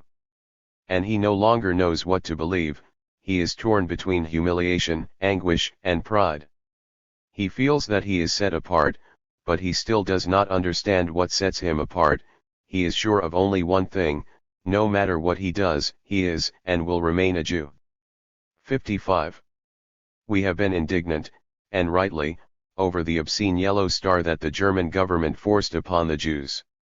What seemed intolerable about this was that it called attention to the Jew, that it obliged him to feel himself perpetually Jewish in the eyes of others. There were some who tried by all possible means to indicate their sympathy for the unfortunates so marked, but when very well-intentioned people undertook to raise their hats to Jews whom they encountered, the Jews themselves felt that these salutes were extremely painful. Under the looks of support and compassion they felt themselves becoming objects of commiseration, of pity, of what you will but objects. They provided these virtuous liberals with an occasion for making a general gesture, for uttering a manifesto. They were only an occasion. The liberal, when he met a Jew, was free, completely free to shake his hand or spit in his face. He could decide in accordance with his morality, with the way he had chosen to be, but the Jew was not free to be a Jew. Thus the strongest souls among the Jews preferred the gesture of hate to the gesture of charity, because hate is a passion and seems less free, whereas charity manifests itself from above to those below. In the end we came to understand all this so well that we turned our eyes away when we met a Jew wearing a star. We were ill at ease, embarrassed by our own glance, which, if it fell upon him, made him a Jew in spite of himself and in spite of ourselves. The supreme expression of sympathy and of friendship lay here in appearing to ignore, for whatever effort we made to reach to the person, it was always the few whom we encountered. Yet the Nazi ordinances only carried to its extreme a situation to which we had formerly accommodated ourselves very well. Before the armistice, to be sure, the Jew did not wear a star. But his name, his face, his guess. 56. Tours, and 1,000 other traits designated him as a Jew. Walking in the streets, entering a cafe, a store, a drawing room, he knew himself marked as a Jew. If someone approached him with a manner a little too open and too friendly, he knew at once that he had become the object of a demonstration of tolerance, that his interlocutor had chosen him as a pretext for declaring to the world, and to himself, "Look at me, I have liberal ideas, I am not an anti-Semite, I know only individuals, not races." But within himself, the Jew considers himself the same as others. He speaks the same language, he has the same class interests, the same national interests, he reads the newspapers that the others read, he votes as they do, he understands and shares their opinions. Yet they give him to understand that he does not belong, that he has a Jewish way of speaking, of reading, of voting. And if he asks for an explanation, they sketch a portrait in which he does not recognize himself. There can be no doubt of its being his portrait, since millions of people maintain that it is. What can he do? We shall see later on that the root of Jewish disquietude is the necessity imposed upon the Jew of subjecting himself to endless self-examination and finally of assuming a phantom personality, at once strange and familiar, that haunts him and which is nothing but himself as others see him.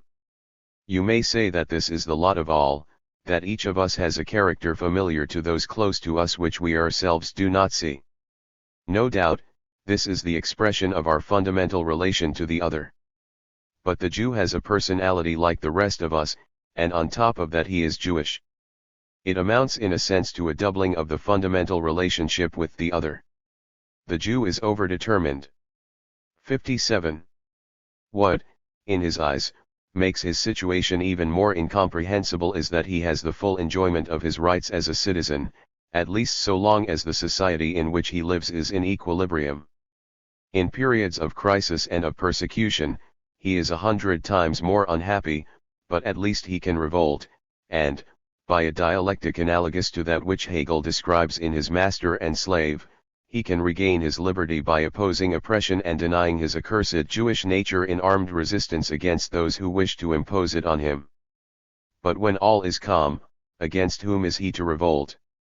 He accepts the society around him, he joins the game and he conforms to all the ceremonies, dancing with the others the dance of respectability. Besides, he is nobody's slave, he is a free citizen under a regime that allows free competition, he is forbidden no social dignity, no office of the state. He may be decorated with the ribbon of the Legion of Honor, he may become a great lawyer or a cabinet minister.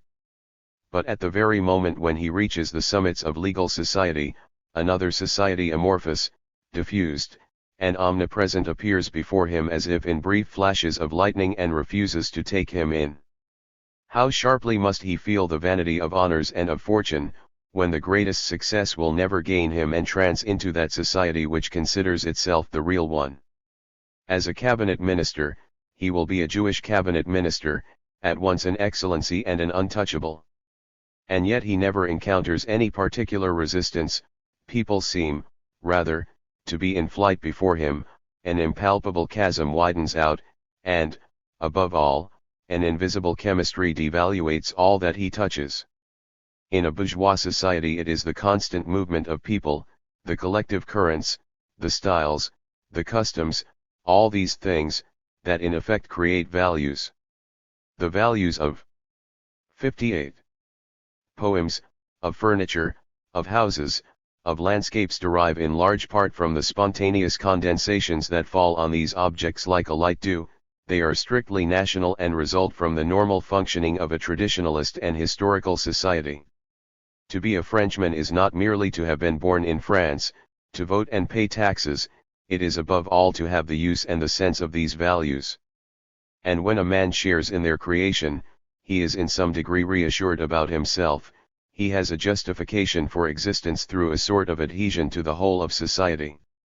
To know how to appreciate a piece of Louis C's furniture, the delicacy of a saying by Chamfort, a landscape of the Isle de France, a painting by Claude Lorraine, is to affirm and to feel that one belongs to French society, it is to renew a tacit social contract with all the members of that society. At one stroke the vague contingency of our existence vanishes and gives way to the necessity of an existence by right. Every Frenchman who is moved by reading Villon or by looking at the Palace of Versailles becomes a public functionary and the subject of imprescriptible rights. Now a Jew is a man who is refused access to these values on principle. No doubt the worker is in the same predicament, but his situation is different. He can disdainfully reject the values and the culture of the middle class, he can dream of substituting his own. The Jew, in theory, belongs to the very class of people who reject him, he shares their tastes and their way of life. He touches these values but does not see them, they should be his and they are refused him. He is told that he is blind. Naturally that is false. Are we to believe that Bloch, Crémieux, Suarez, Schwab, Benda understand the great French masterpieces less well than a Christian grocer or a Christian policeman? Are we to believe that Max Jacob was less competent to handle our language than an Aryan municipal clerk? And Proust, a half-Jew, did he understand? 59. Racine only halfway? As between the Aryan Chuquet, celebrated for his bad style, and the Jew Leon Blum, which one has understood Stendhal the better? But it is of no importance that this is an erroneous notion, the fact is that it is a group error. The Jew must decide for himself whether it is true or false, indeed he must prove it. And yet people will always reject the proof which he furnishes. He may go as far as he wants in understanding a work of art, a custom, a period, a style. What constitutes the true value of the object considered, a value accessible only to Frenchmen of the real France, is exactly that which is beyond and which cannot be expressed in words. In vain may he argue about his culture, his accomplishments. It is a Jewish culture, they are Jewish accomplishments. He is a Jew precisely in that he does not even suspect what ought to be understood. Thus an attempt is made to persuade him that the true sense of things must always escape him.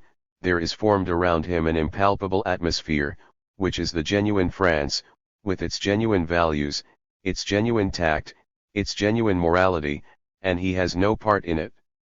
He can, indeed, acquire all the goods he wants, lands and castles if he has the wherewithal, but at the very moment when he becomes a legal proprietor, the property undergoes a subtle change in meaning and value. Only a Frenchman, the son of a Frenchman, son or grandson of a peasant, is capable of possessing it really. To own a hut in a village, it is not enough to have bought it with hard cash. One must know all the neighbors, their parents and grandparents, the surrounding farms, the beeches and oaks of the forest. One must know how to work, fish, hunt. One must have made notches in the trees in childhood and have found them enlarged in ripe old age. You may be sure that the Jew does not fulfill these conditions. For that matter, perhaps the Frenchman doesn't either, but he is 60. Granted a certain indulgence. There is a French way and a Jewish way of confusing oats and wheat. Thus the Jew remains the stranger, the intruder, the unassimilated at the very heart of our society. Everything is accessible to him, and yet he possesses nothing, for, he is told, what one possesses is not to be bought. All that he touches, all that he acquires becomes devaluated in his hands. The goods of the earth, the true goods, are always those which he has not. He is well aware that he has contributed as much as another to forging the future of the society that rejects him. But if the future is to be his, at least he is refused the past. If he turns toward the past, he sees that his race has no part in it. Call the roll of the kings of France, their ministers, their great captains, the artists, the men of learning, none were Jews. And Jews did not bring about the French Revolution. The reason for all this is simple. Until the 19th century the Jews, like women, were in a state of tutelage, thus their contribution to political and social life, like that of women, is of recent date. The names of Einstein, of Bergson, of Chagall, of Kafka are enough to show what they would have been able to bring to the world if they had been emancipated earlier. But that is of no importance, the fact is there. These are Frenchmen who have no part in the history of France. Their collective memory furnishes them only with obscure recollections of pogroms, of ghettos, of exoduses, of great monotonous sufferings, 20 centuries of repetition, not of evolution. The Jew is not yet historical, and yet he is the most ancient of peoples, or nearly so. That is what gives him the air of being perpetually aged and yet always young. He has wisdom and no history. Pay no attention to that, you will say. We have only to welcome him without reserve, our history will be his. 61. History, or at least his son's. But that is what we take care not to do. Thus he floats on, uncertain, uprooted. Moreover, let him not turn back toward Israel to find a community and a past to compensate for those which are refused him. That Jewish community which is based neither on nation, land, religion, at least not in contemporary France, nor material interest, but only on an identity of situation, might indeed be a true spiritual bond of affection, of culture, and of mutual aid. But the Jew's enemies will immediately say that this bond is ethnic, and he himself, at a loss how to designate it, will perhaps use the word race. Then at one stroke he has justified the anti-Semite. You see very well that there is a Jewish race, they recognize it themselves, and besides they crowd together everywhere. And, in fact, if the Jews want to draw a legitimate pride from this community, they must indeed end up by exalting racial qualities, since they cannot take pride in any collective work that is specifically Jewish, or in a civilization properly Jewish, or in a common mysticism. Thus the anti-Semite wins on all counts. In a word, the Jew, an intruder into French society, is compelled to remain isolated. If he does not consent, he is insulted. But if he consents, he is no more readily assimilated on that account, he is tolerated and always with a distrust that drives him on each occasion to prove himself. In case of war or civil disturbance, the true Frenchman has no proofs to make, he simply fulfills his military or civil obligations. But it is not the same for the Jew. He may be sure that people are going to make a strict count of the number of Jews in the army. Thus he suddenly finds himself answerable for all high co-religionists. Even if he has passed the military age, he is going to feel the necessity of enlisting whether he does anything about it or not. 62. Because people are pretending everywhere that Jews are slackers. A rumor not without foundation, some may say. Not at all.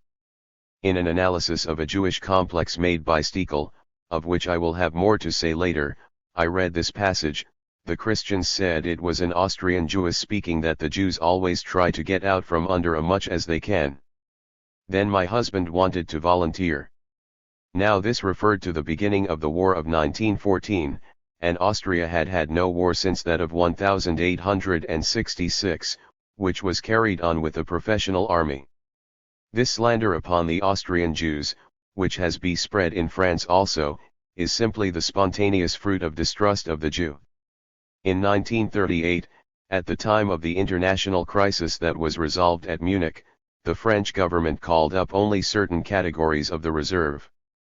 The majority of the men able to bear arms were not yet mobilized. Already, however, stones were being thrown through the store windows of one of my friends, a Jewish merchant at Belleville, on the grounds that he was a slacker. Thus the Jew, if he is to be left in peace, should be mobilized ahead of other people. In case of famine, he should be hungrier than others. If a general disaster strikes the country, he should be the one whom it hits hardest. This perpetual obligation to prove that he is French puts the Jew in a situation of guilt. If on every occasion he does not do more than everybody else, much more than anybody else, he is guilty, he is a dirty Jew, and one might say, parodying the words of Beaumarchais, to judge by the qualities we demand of a Jew if he is to be assimilated as a true Frenchman, how many Frenchmen would be found worthy of being Jews in their own country? 63. Since the Jew is dependent upon opinion for his profession, his rights, and his life, his situation is completely unstable. Legally not open to attack, he is at the mercy of the whims and passions of the real society. He carefully watches the progress of anti-Semitism, he tries to foresee crises and gauge trends in the same way that the peasant keeps watch on the weather and predicts storms. He ceaselessly calculates the effects that external events will have on his own position. He may accumulate legal guarantees, riches, honors, he is only the more vulnerable on that account, and he knows it. Thus it seems to him at one and the same time that his efforts are always crowned with success, for he knows the astonishing successes of his race and that a curse has made them empty, for he will never acquire the security enjoyed by the most humble Christian. This is perhaps one of the meanings of the trial the Jew, Kafka. Like the hero of that novel, the Jew is engaged in a long trial. He does not know his judge, scarcely even his lawyers, he does not know what is charged with, yet he knows that he is considered guilty. Judgment is continually put off for a week, 2 weeks. He takes advantage of these delays to improve his position in 1,000 ways, but every precaution taken at random pushes him a little deeper in guilt. His external situation may appear brilliant, but the interminable trial invisibly wastes him away, and it happens sometimes, as in the novel, that men seize him, carry him off on the pretense that he has lost his case, and murder him in some vague area of the suburbs. The anti-Semites are right in saying that the Jew eats, drinks, reads, sleeps, and dies like a Jew. What else could he do? They have subtly poisoned his food, his sleep, and even his death. How else could it be for him, subjected every moment to this poisoning? As soon he steps outside, as soon as he encounters others, in the street or in public. 64. Places, as soon as he feels upon him the look of those whom a Jewish newspaper calls them a look that is a mixture of fear, disdain, reproach, and brotherly love, he must decide, does he or does he not consent to be the person whose role they make him play? And if he consents, to what extent? If he refuses, will he refuse all kinship with other Israelites, or only an ethnic relationship? Whatever he does, his course has been set for him. He can choose to be courageous or cowardly, sad or gay, he can choose to kill Christians or to love them, but he cannot choose not to be a Jew. Or, rather, if he does so choose, if he declares that Jews do not exist, if he denies with violence and desperation the Jewish character in himself, it is precisely in this that he is a Jew. I who am not a Jew, I have nothing to deny, nothing to prove, but if the Jew has decided that his race does not exist, it is up to him to prove it. To be a Jew is to be thrown into, to be abandoned to the situation of a Jew, and at the same time it is to be responsible in and through one's own person for the destiny and the very nature of the Jewish people. For, whatever the Jew says or does, and whether he have a clear or vague conception of his responsibilities, it is as if all his acts were subject to a Kantian imperative, as if he had to ask himself before each act, if all Jews acted as I am going to do, what would happen to Jewish life? And to the questions he asks himself, he must make reply, alone and unaided, by choosing himself. If it is agreed that man may be defined as a being having freedom within the limits of a situation, then it is easy to see that the exercise of this freedom may be considered as 65. Authentic or inauthentic according to the choices made in the situation. Authenticity, it is almost needless to say, consists in having a true and lucid consciousness of the situation, in assuming the responsibilities and risks that it involves, in accepting it in pride or humiliation, sometimes in horror and hate. There is no doubt that authenticity demands much courage and more than courage. Thus it is not surprising that one finds it so rarely. Most members of the middle class and most Christians are not authentic, in the sense that they refuse to live up to their middle class or Christian condition fully, and that they always conceal certain parts of themselves from themselves. When the communists set down as part of their program the radicalization of the masses, when Marx explains that the proletarian class ought to be conscious of itself, what does that mean if not that the worker, too, is not at first authentic? And the Jew does not escape this rule. Authenticity for him is to live to the full his condition as Jew, inauthenticity is to deny it or to attempt to escape from it. Inauthenticity is no doubt more tempting for him than for other men, because the situation which he has to lay claim to and to live in is quite simply that of a martyr. What the least favored of men ordinarily discover in their situation is a bond of concrete solidarity with other men. The economic condition of the salaried man living in the perspective of revolution, or the condition of the member of a persecuted church, involves in itself a profound unity of material and spiritual interests. But we have shown that the Jews have neither community of interests nor community of beliefs. They do not have the same fatherland, they have no history. The sole tie that binds them is the hostility and disdain of the societies which surround them. Thus the 66. Authentic Jew is the one who asserts his claim in the face of the disdain shown toward him. The situation he wishes fully to understand and live out is, in time of social peace, almost incomprehensible. It is an atmosphere, a subtle sense of faces and of words, a menace that is concealed in things, an abstract bond that unites him to men who in all other respects are very different from him. Everything conspires actually to show him to his own eyes as a simple Frenchman.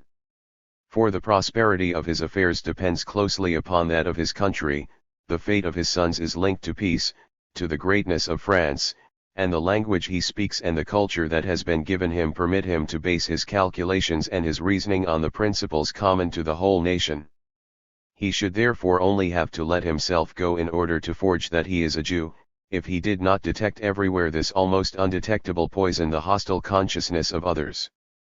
What is astonishing is certainly not that there are inauthentic Jews, it is rather that, in proportion, they are fewer than the inauthentic Christians. However, it is by taking advantage of certain aspects of the conduct of inauthentic Jews that the anti-Semite has forged his general mythology of the Jew. What characterizes the inauthentic Jews is that they deal with their situation by running away from it. They have chosen to deny it, or to deny their responsibilities, or to deny their isolation, which appears intolerable to them. That does not necessarily mean that they wish to destroy the concept of the Jew, or that they explicitly deny the existence of a Jewish reality. But their gestures, sentiments, and act aim secretly at destroying this reality. In a word, the inauthentic Jews are men whom other men take for Jews and who have decided to run away from this. 67. Insupportable situation. The result is that they display various types of behavior, not all of which are present at the same time in the same person, but each of which may be characterized as an avenue of flight. The anti-Semite, by collecting and assembling all these distinct and often incompatible avenues of flight, has traced out a monstrous portrait which is supposed to be that of the Jew in general. At the same time he explains these free efforts at escape from a painful situation as hereditary traits, engraved on the very body of Israel and, consequently, incapable of modification. If we wish to see the problem clearly, we must take this portrait apart, restore the autonomy of these avenues of flight, and present them in their true character as ventures in behavior instead of innate qualities. It must be understood that the description of these avenues of flight is applied solely to the inauthentic Jew, and that it should be supplemented by a description of authentic Jewishness. Finally, we must grasp the idea that it is the situation of the Jew which must under all circumstances serve us as guiding thread. If we understand this method, and if we apply it rigorously, perhaps we will be able to substitute the great Manichaean myth about Israel a few truths which, while more fragmentary, are more accurate. What is the first trait in the anti-Semitic mythology? It is, we are told, that the Jew is a complicated being who passes his time in self-analysis and subtle setting. We are quick to call him a splitter of hairs without even asking ourselves whether this tendency to analysis and introspection is compatible with the sharpness in business and the blind aggressiveness that also attributed to him. For my part, I recognize the effort to escape produces in some Jews, for most part intellectuals, an almost continuously reflective 68. attitude. But again we must understand each other. This reflective behavior is not inherited. It is an avenue of flight, and it is we who force the Jew to flee.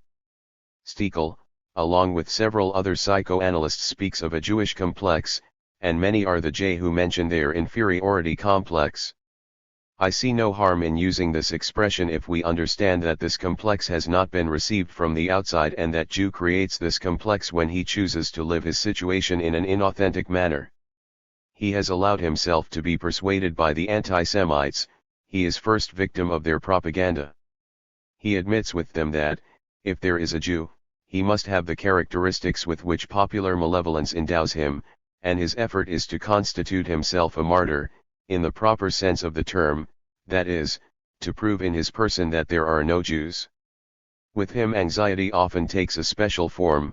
It becomes a fear of acting or feeling like a Jew. We are familiar with those neurasthenics who are haunted by the fear of killing, of jumping out of a window, of uttering obscene words. Certain Jews are in some degree comparable to these people, though their anxiety rarely attains a pathological level. They have allowed themselves to be poisoned by the stereotype that others have of them, and they live in fear that their acts will correspond to the stereotype. Repeating a term used earlier, we may say that their conduct is perpetually overdetermined from the inside.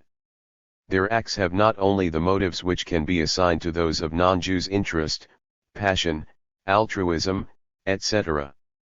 But they seek also to distinguish themselves radically from the acts catalogued as Jewish. How many Jews are deliberately generous, disinterested, and even magnificent simply because the Jew is ordinarily taken to be a man of money? That in no way signifies that they have to struggle. 69. Against tendencies to avarice there is no reason, a priori, for Jews to be more avaricious than Christians. It means rather that their gestures of generosity are poisoned by the decision to be generous. Spontaneity and deliberate choice are here inextricably mixed. The end pursued is to obtain a certain result in the external world and at the same time to prove to oneself, to prove to others, that there is no such thing as Jewish nab. Thus many inauthentic Jews play at not being Jews. Several Jews have reported to me their curious reaction after the armistice. We know that the role of Jews in the resistance was admirable. It was they formed the principal cadres before the communists went into action. For 4 years they gave proof courage and a spirit of decision which it is a pleasure to acknowledge. However, certain of them hesitated a great deal before resisting, for the resistance appeared to them so completely in line with Jewish interests that they were reluctant at first to engage in it. They wanted to make sure they were resisting not as Jews but as Frenchmen. This scrupulousness shows sufficiently the peculiar quality of their deliberations. Jewish factor intervenes on every occasion and is impossible for them to make a decision based merely the pure and simple examination of the facts. In a word, they fall naturally into a state of reflective self-consciousness. Like the timid person, like the scrupulous person, the Jew is not content to act or think, he sees himself act, he sees himself think. We must remark, however, that Jewish reflectiveness is in itself practical, since it does not originate in disinterested curiosity or in the desire for moral conversion. It is not the man but the Jew whom the Jews seek to know in themselves through introspection, and they wish to know him in order to deny him. With them it is not a question of recognizing certain faults and 70. Combating them, but of underlining by their conduct the fact that they do not have those faults. Thus we may explain that particular quality of Jewish irony which exercises itself most often at the expense of the Jew himself and which is a perpetual attempt to see himself from the outside. The Jew, because he knows he is under observation, takes the initiative and attempts to look at himself through the eyes of others. This objectivity toward himself is still another ruse of inauthenticity. While he contemplates himself with the detachment of another, he feels himself in effect detached from himself, he becomes another person, a pure witness. However, he knows that this detachment from himself will be effective only if it is ratified by others. That is why one finds in him so often the faculty of assimilation.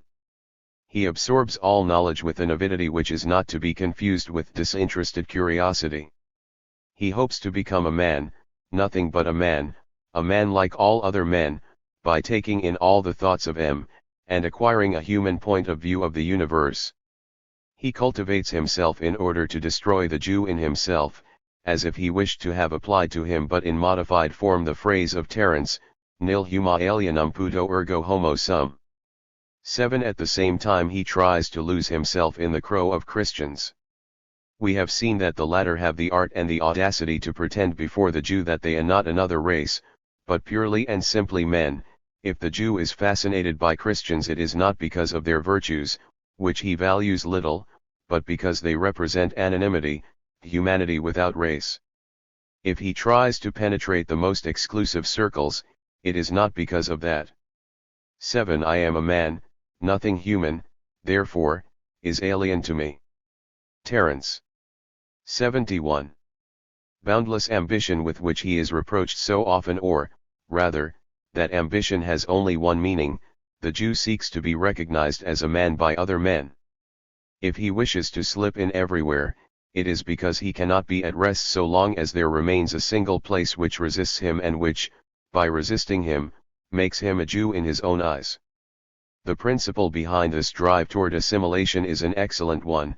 The Jew is claiming his rights as a Frenchman. Unfortunately, the realization of this enterprise rests on an inadequate foundation. He wants people to receive him as a man, but even in the circles which he has been able to enter, he is received as a Jew. He is the rich or powerful Jew whom it is absolutely necessary to associate with, or the good Jew, the exceptional Jew, with whom one associates in spite of his race. The Jew is not unaware of this, but if he admitted to himself that he was received as a Jew his enterprise would lose all meaning and he would become discouraged.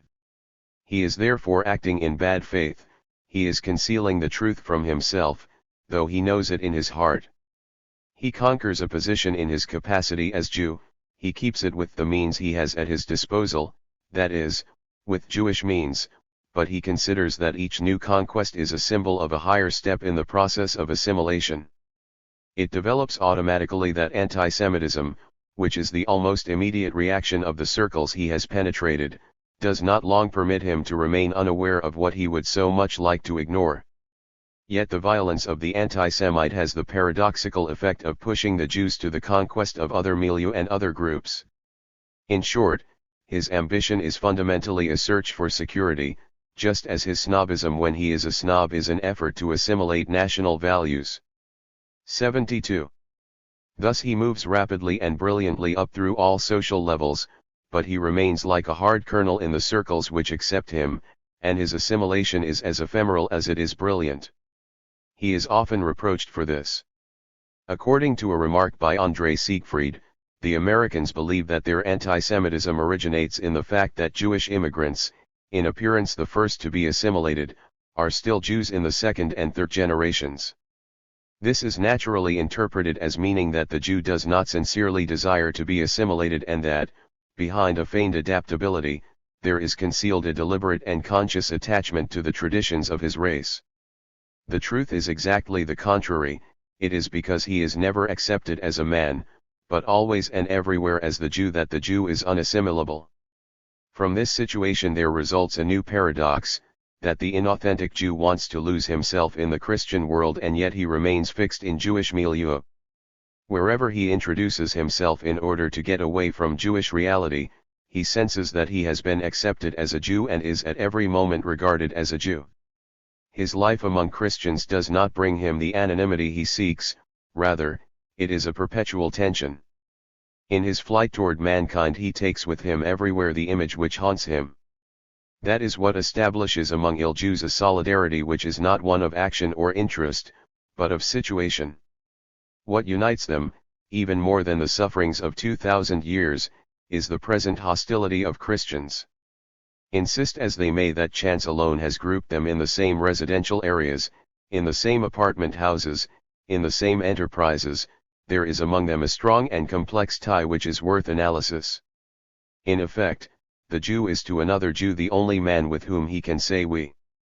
What they have in common is the constant temptation to consider that they are not like other men, their susceptibility to the opinions of others, and their blind and desperate decision to run away from that temptation.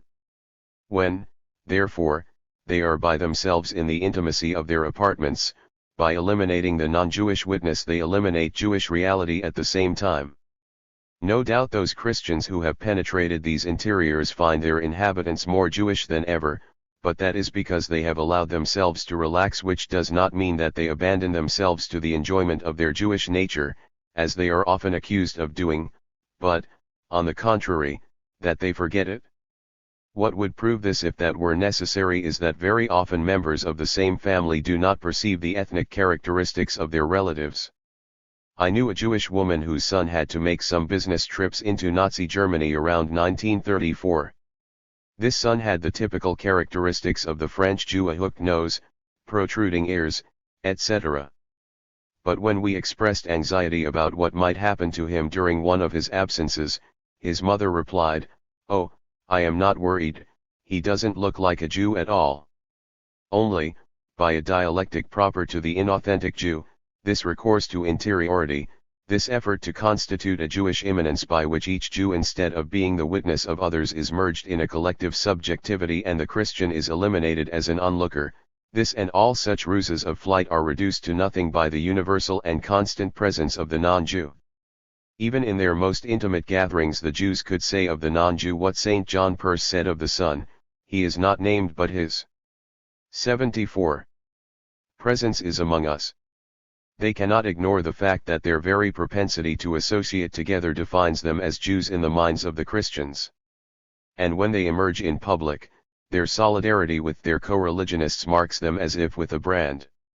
The Jew who encounters another Jew in the drawing room of a Christian is a little like a Frenchman who meets a compatriot abroad. Yet the Frenchman derives pleasure from asserting to the world that he is a Frenchman, whereas the Jew, even if he were the only Israelite in a non-Jewish company, would force himself not to feel that he was a Jew. When there is another Jew with him, he feels himself endangered before the others, and he who a moment before could not even see the ethnic characteristics of his son or his nephew now looks at his co-religionist with the eyes of an anti-Semite, spying out with a mixture of fear and fatalism the objective signs of their common origin. He is so afraid of the discoveries the Christians are going to make that he hastens to give them warning. He becomes himself an anti-Semite by impatience and for the sake of the others. Each Jewish trait he detects is like a dagger thrust, for it seems to him that he finds it in himself, but out of reach, objective, incurable, and published to the world. It does not greatly matter who manifests the Jewish race. The moment it is manifested, all the efforts of the Jew to deny it are in vain. We know that the enemies of Israel are ready to support their own opinion with the statement that there is no one more anti-Semitic than the Jew. In actual fact, this anti-Semitism of the Jew is borrowed. It is first of all the painful obsession of finding in his parents, in those near him, the defects which he wishes to reject with all his strength. Stekel, in the case mentioned earlier, reports the following. In the household and in the education of the children. 75. Everything must be under the direction. It is even worse in society. He pursues with his eyes and criticizes her to such a degree that she loses countenance. As a young girl, she was proud, everybody admired her distinguished and assured manner. Now she trembles all the time for fear of making a mistake, she fears the criticism that she reads in the eyes of her husband. At the least mishap, he might reproach her with acting Jewish. One can well imagine this drama between two persons, the husband critical, almost pedantic, constantly reflective, reproaching his wife for being Jewish because he is frightened to death of appearing that way himself, the woman, crushed by his hostile and pitiless look, feeling that she is mired down in Jewishness in spite of herself, feeling, without understanding why, that her every gesture, her every phrase, is off-key, and may reveal her origin to all eyes. It is hell for both of them. But we must see, too, that this anti-Semitism of the Jew is an effort to make himself an objective witness and judge, and thus escape liability for the faults ascribed to his race. In the same way, there are many who apply a lucid and pitiless severity even to themselves, because this severity produces a doubling of personality by which they escape a sense of guilt through becoming judges. The manifest presence in another of that Jewish reality which he refuses to admit in himself helps to create in the inauthentic Jew a mystical and prelogical feeling of his kinship with other Jews. This sentiment is on the whole a recognition of participation. The Jews participate in each other, the life of each is haunted by the lives of others, and this mystical communion becomes all the 76. Stronger the more the inauthentic Jew seeks to deny that he is a Jew. I shall give but one example in support of this statement. We know that prostitutes abroad are frequently French, and it is never pleasant for a Frenchman to encounter a French woman in a brothel in Germany or in Argentina. However, the Frenchman's sense of his participation in the national reality is of quite different nature from the Jew's sense of participation in his people. France is a nation. The patriot can thus consider himself as belonging to a collective reality whose form is expressed by its economic, cultural, and military activity, and if certain secondary aspects are displeasing, he is able to overlook them. That is not the reaction of a Jew who meets a Jewess under similar conditions. In spite of himself, he sees in the humiliating situation of a prostitute the humiliating situation of Israel. I have heard several anecdotes on this subject, but I shall cite only one of them, which I have heard directly from the person to whom it happened. A Jew goes to a house of prostitution, chooses one of the women, and goes upstairs with her. She tells him she is a Jew. He finds himself impotent, and very soon is overcome with an intolerable sense of humiliation that expresses itself in spasms of vomiting. It is not that sexual intercourse with a Jewess is repugnant to him after all. Jews marry each other, it is rather the sense that he is contributing personally to the humiliation of the Jewish race in the person of the prostitute and, consequently, in his own person. In the last analysis it is he who is prostituted, humiliated, it is he and the whole Jewish people. Thus, no matter what he may do, the inauthentic Jew is possessed by the consciousness of being a Jew. At that 77 very moment when he is forcing himself by his whole conduct to deny the traits ascribed to him, he feels that he can see these traits in others, and thus they return to him indirectly. He seeks and flees his co-religionists, he affirms that he is only one man among others, and like others, yet he feels himself compromised by the demeanor of the first passerby, if that passerby is a Jew. He makes himself an anti-Semite in order to break all his ties with the Jewish community, yet he finds that community again in the depths of his heart, for he experiences in his very flesh the humiliations that the anti-Semites impose upon other Jews. What stamps the inauthentic Jew is precisely this perpetual oscillation between pride and a sense of inferiority, between the voluntary and passionate negation of the traits of his race and the mystic and carnal participation in the Jewish reality. This painful and ineluctable situation may lead a certain number of them to masochism, for masochism seems to offer a temporary solution, a sort of respite or repose. What obsesses the Jew is that he is responsible for himself, like all men, that he does freely what he considers it good to do, and that, nevertheless, a hostile society always sees his acts stained with the Jewish character. Thus it seems to him that he makes himself a Jew at the very moment he forces himself to flee the Jewish reality, that he is engaged in a struggle in which he is always vanquished and in which he becomes his own enemy, and to the degree that he is conscious of being responsible for himself, it seems to him that he has the crushing responsibility of making himself a Jew before other Jews and before Christians. Through him, in spite of him, the Jewish reality exists. Now, masochism is the desire to have oneself treated as an object. Humiliated, despised, or simply neglected. The 78th masochist has the joy of seeing himself moved, handled, utilized like a thing. He tries to think of himself as an INANIMATETHING, ANDTHEREBYTOABDICATEHIS responsibilities. This complete abdication attracts certain Jews, weary of the struggle against their impalpable Jewishness, always disowned and tormented yet always renascent. They fail to see that authenticity manifests itself in revolt, and is not to be achieved merely by the admission that they are Jews. They seek only to be made Jews by the looks, the violence, the disdain of others, by having qualities and a fate attached to them to be Jews as a stone is a stone. Thus for a moment they can find relief from that bewitched freedom which does not permit them to escape from their condition, and which seems to exist only in order to impose upon them a responsibility for what they reject with all their strength. To be sure, one must recognize that this masochism has other causes as well. In an admirable and cruel passage of Antigone, Sophocles writes, "You have too much pride for a person sunk in misfortune." It might be said that one of the essential traits of the Jew is that, in contrast to Antigone, an everyday acquaintance with misfortune makes him modest in catastrophe. It is not to be concluded from this, as is often done, that he is arrogant when he succeeds and abject when he fails. It is quite another matter. He has assimilated the curious advice which Greek wisdom gave to the daughter of Oedipus. He has learned that modesty, silence, patience are proper to misfortune, because misfortune is already a sin in the eyes of men. And certainly such wisdom can turn into masochism, into a taste for suffering. But the essential thing is still the temptation to be divested of oneself, and to be marked finally and forever with the nature and the destiny of a Jew, relieved of all responsibility and need to struggle. 79. Thus the anti-Semitism and the masochism of the inauthentic Jew represent in a sense the two extremes of his possible behavior.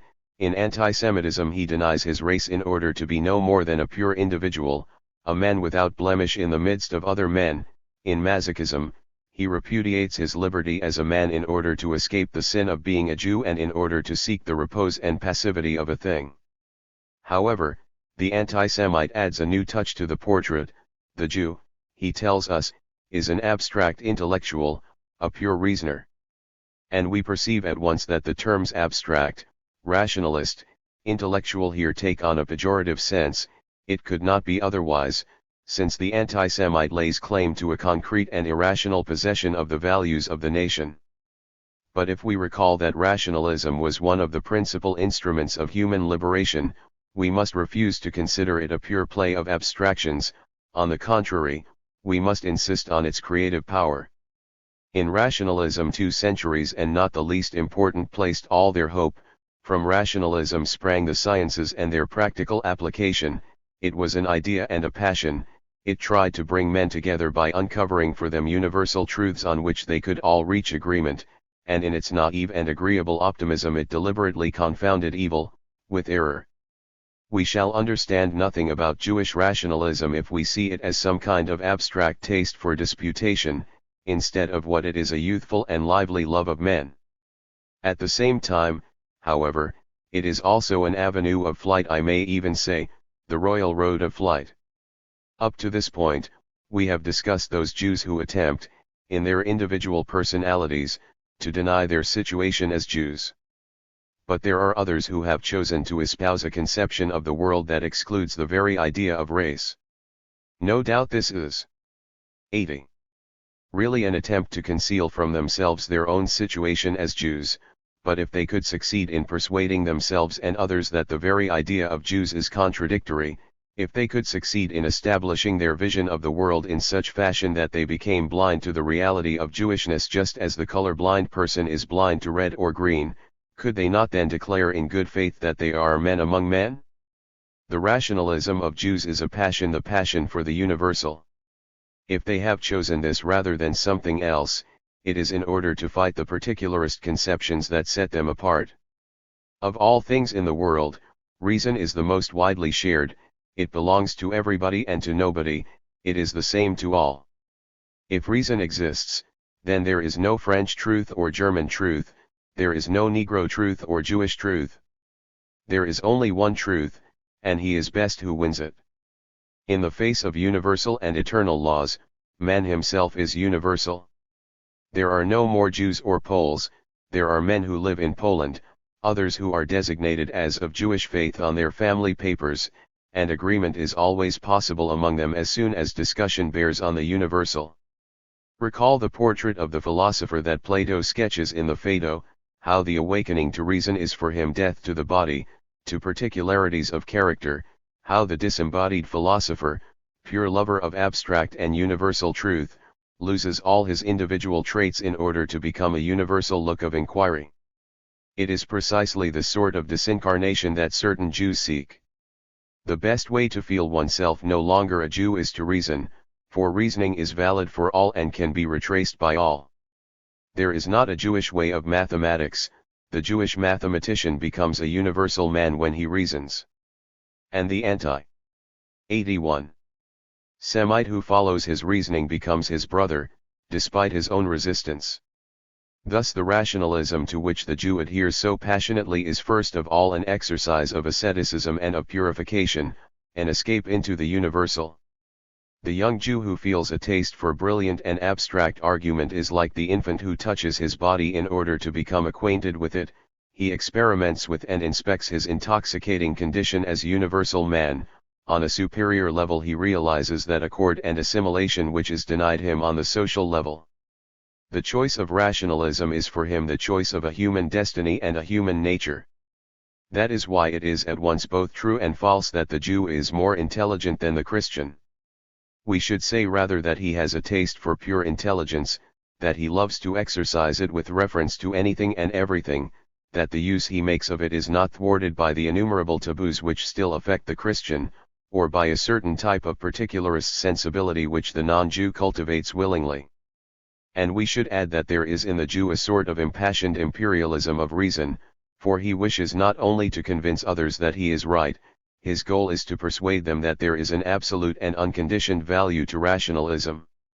He feels himself to be a missionary of the universal, against the universalism of the Catholic religion, from which he is excluded. He asserts the Catholicity of the rational, an instrument by which to attain to the truth and establish a spiritual bond among men.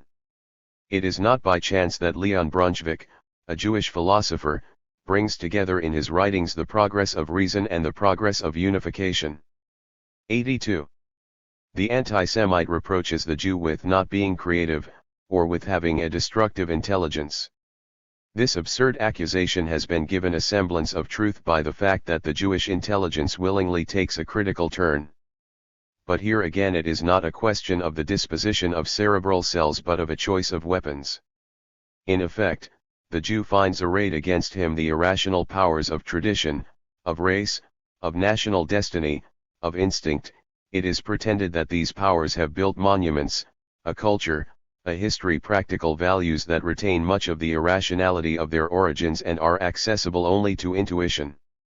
The defense of the Israelite is to deny intuition as well as the irrational, to make the obscure powers vanish: magic, unreason, everything that cannot be explained on the basis of universal principles, everything that betrays a tendency to the singular and the exceptional.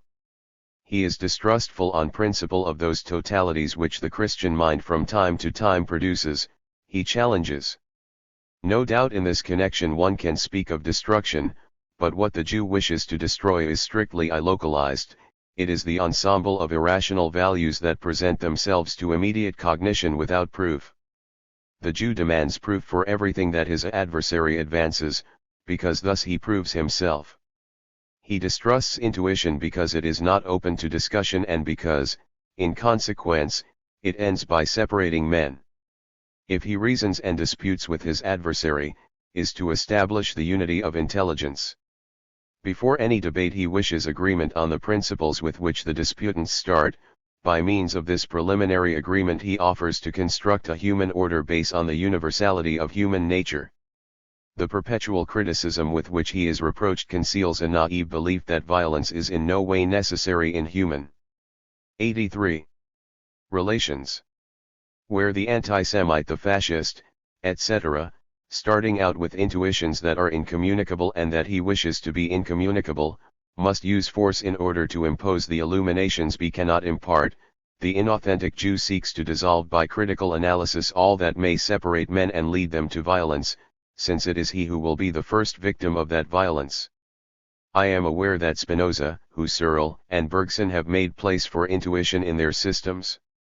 But the intuition of Spinoza and Husserl is rational, which means that it is based on reason, is guaranteed by criticism, and has universal truth as its object.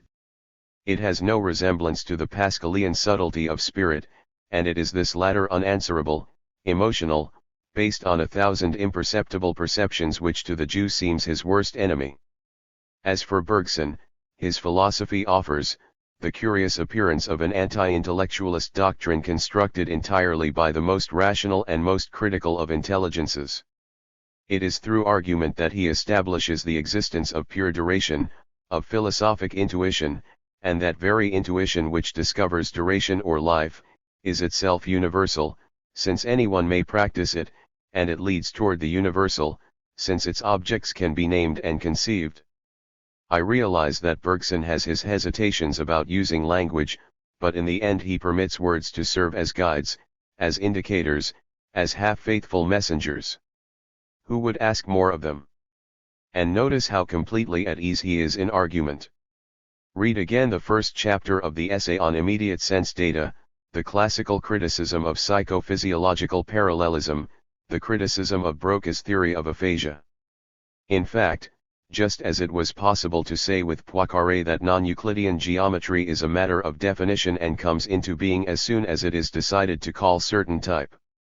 84.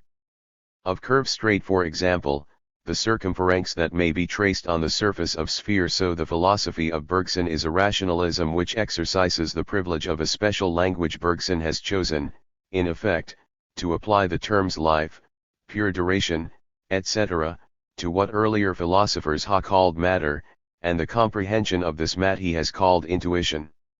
Since that comprehension must be prepared for by research and criticism, since it takes hold of a universal and not of incommunicable particularities, it amounts to the same thing whether we call it irrational intuition or a synthetic function reason. If quite properly we characterize the philosophy of Kierkegaard or of Novalis as irrationalism, then perhaps Bergson's system is a rationalism that has undergone a change of name. For my part, I see it as the supreme defense of the persecuted, to attack in order to defend oneself, to conquer the irrationalism of the adversary on its own ground, that is, to render it harmless and assimilate it to constructive reason. And, as a matter of fact, where the irrationalism of Husserl leads straight to violence, and, in consequence, to anti-Semitism, the irrationalism of Bergson is perfectly harmless and can serve only a universal reconciliation. This universalism, this critical rationalism, is what one normally finds in the Democrat. In his abstract liberalism, he affirms that Jews, Chinese, Negroes ought to have the same rights as other members of society, but he demands these rights for them as men, not as concrete and individual products of history. Thus certain Jews look at their own personalities with the eyes of the Democrat. Haunted by the specter of violence, by the unassimilated residues of particularist and warrior societies, they dream. 85. Of a contractual community in which thought itself would be established under form of contract, since it would be a dialogue in which the disputants would agree on principles at the start and in which the social contract would be the sole collective bond. The Jews are the mildest of men, passionately hostile to violence.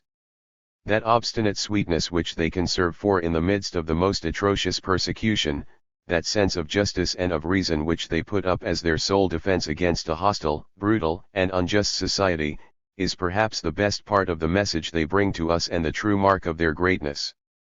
The anti-Semite at once seizes on this free effort of the Jew to live in and master his situation. He makes it into a fixed characteristic manifesting the Jew's incapacity to become assimilated. For him, the Jew is no longer a rationalist but a reasoner. His quest is not a positive search for the universal, but proof of his incapacity to take hold of vital racial and national values. The spirit of free criticism on which he bases his hope of defending himself against superstition and myth becomes the satanic spirit of negation, a virus of destruction. Instead of appreciating this spirit as an instrument of self-criticism originating spontaneously in modern society, the anti-Semite sees it as a permanent threat to national ties and French values.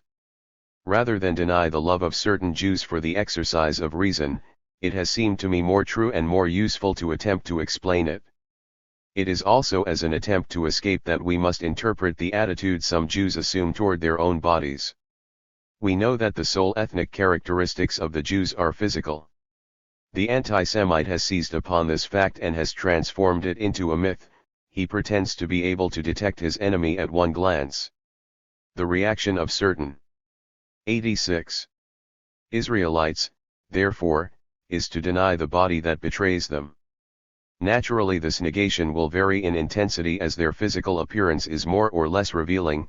In any case, they do not feel toward their bodies that complacency, that tranquil sentiment of property which characterizes most Aryans. For these latter the body is a fruit of the French soil. They possess it by that same profound and magical participation which assures them the enjoyment of their land and their culture. Because they are proud of it, they have attached to it a certain number of values that are strictly irrational but are intended to express the idea of life as such. Skeeler has accurately called them vital values. In effect, they concern neither the elementary needs of the body nor the demands of the spirit, but a certain blossoming, a certain biological style that seems to be a manifestation of the intimate functioning of the organism, the harmony and independence of the organs, the cellular metabolism, and above all the life plan, that blind and wily design which is the very essence of life. Grace, nobility, vivacity are among these values. In fact, we ascribe them even to animals. We speak of the grace of a cat, of the nobility of the eagle. It is obvious that people introduce a great number of these biological values into the concept of race. Is not race itself a pure vital value? Does it not enclose its basic structure a judgment of value, since the idea of race implies that of inequality? Hence the Christian, the Aryan, feels his body in a special way. He does not have a pure and simple consciousness. The massive modifications of his organs, the messages and appeals that his body sends him come with certain coefficients of ideality, and are always more or less symbolic of vital values. He even devotes a portion his activity to procuring perceptions of himself correspond to his vital ideal, the nonchalance of elegant, the vivacity and stir which characterize stylish manner in certain epochs. 87. The ferocious air, the Italian fascist, the grace of women, all these seek to express the aristocracy of the body. And to these values are naturally linked some anti-values, such the discredit attaching to the lower functions of body, or certain codes of behavior and sentiments. Modesty, for example. The latter, certainly, is merely a sense of shame at showing one's nakedness, is also a way of making the body precious, a refusal to see the body as a mere instrument. The body is hidden in its sanctuary of clothing like an object of adoration. The inauthentic Jew is deprived of his vital values. The Christian, if he becomes conscious of his body, concept of race immediately appears to poison his intimate sensations. The values of nobility and grace have been preempted by the Aryans, who refuse them to him. If he accepted these values, he would be constrained perhaps to reconsider the notion of ethnic superiority with all its consequences. In the very name of universal man, he refuses to lend an ear to the private messages his organism sends him. In the name of rationality, he rejects irrational values and accepts only spiritual values. Universality being for him at the summit of the scale of values, he conceives of a sort of universal and rationalized body. He does not have an ascetic's disdain for his body, he does not call it a rag or a beast, but neither does he see it as an object of veneration. Insofar as he does not actually forget it, he treats it as an instrument, which he concerns himself with only in order to adapt it with precision to his ends.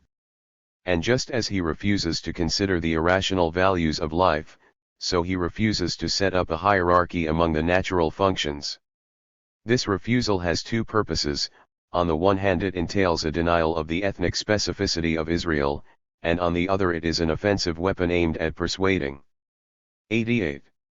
Christians that their bodies are only instruments. That lack of shame with which the anti-Semite reproaches certain Jews has no other origin. It is primarily an effort to treat the body rationally. If the body is a mechanism, why cast an interdict upon its needs of excretion? Why exercise a perpetual control over it? It must be cared for, cleaned, maintained without joy, without love, and without shame like machine. And sometimes, indeed, there is also a certain despair behind this lack of shame. What is the good veiling a body that the gaze of the Aryans has denounced and for all? To be a Jew in the eyes of the world, is that not worse than being naked? Of course, rationalism is not confined to the Jews. There are many Christians, doctors, for example, who assume such a rational point of view toward their own bodies, or the bodies of their children. But in such cases a matter of a conquest, of an enfranchisement which coexists, usually, with many prelogical survivals.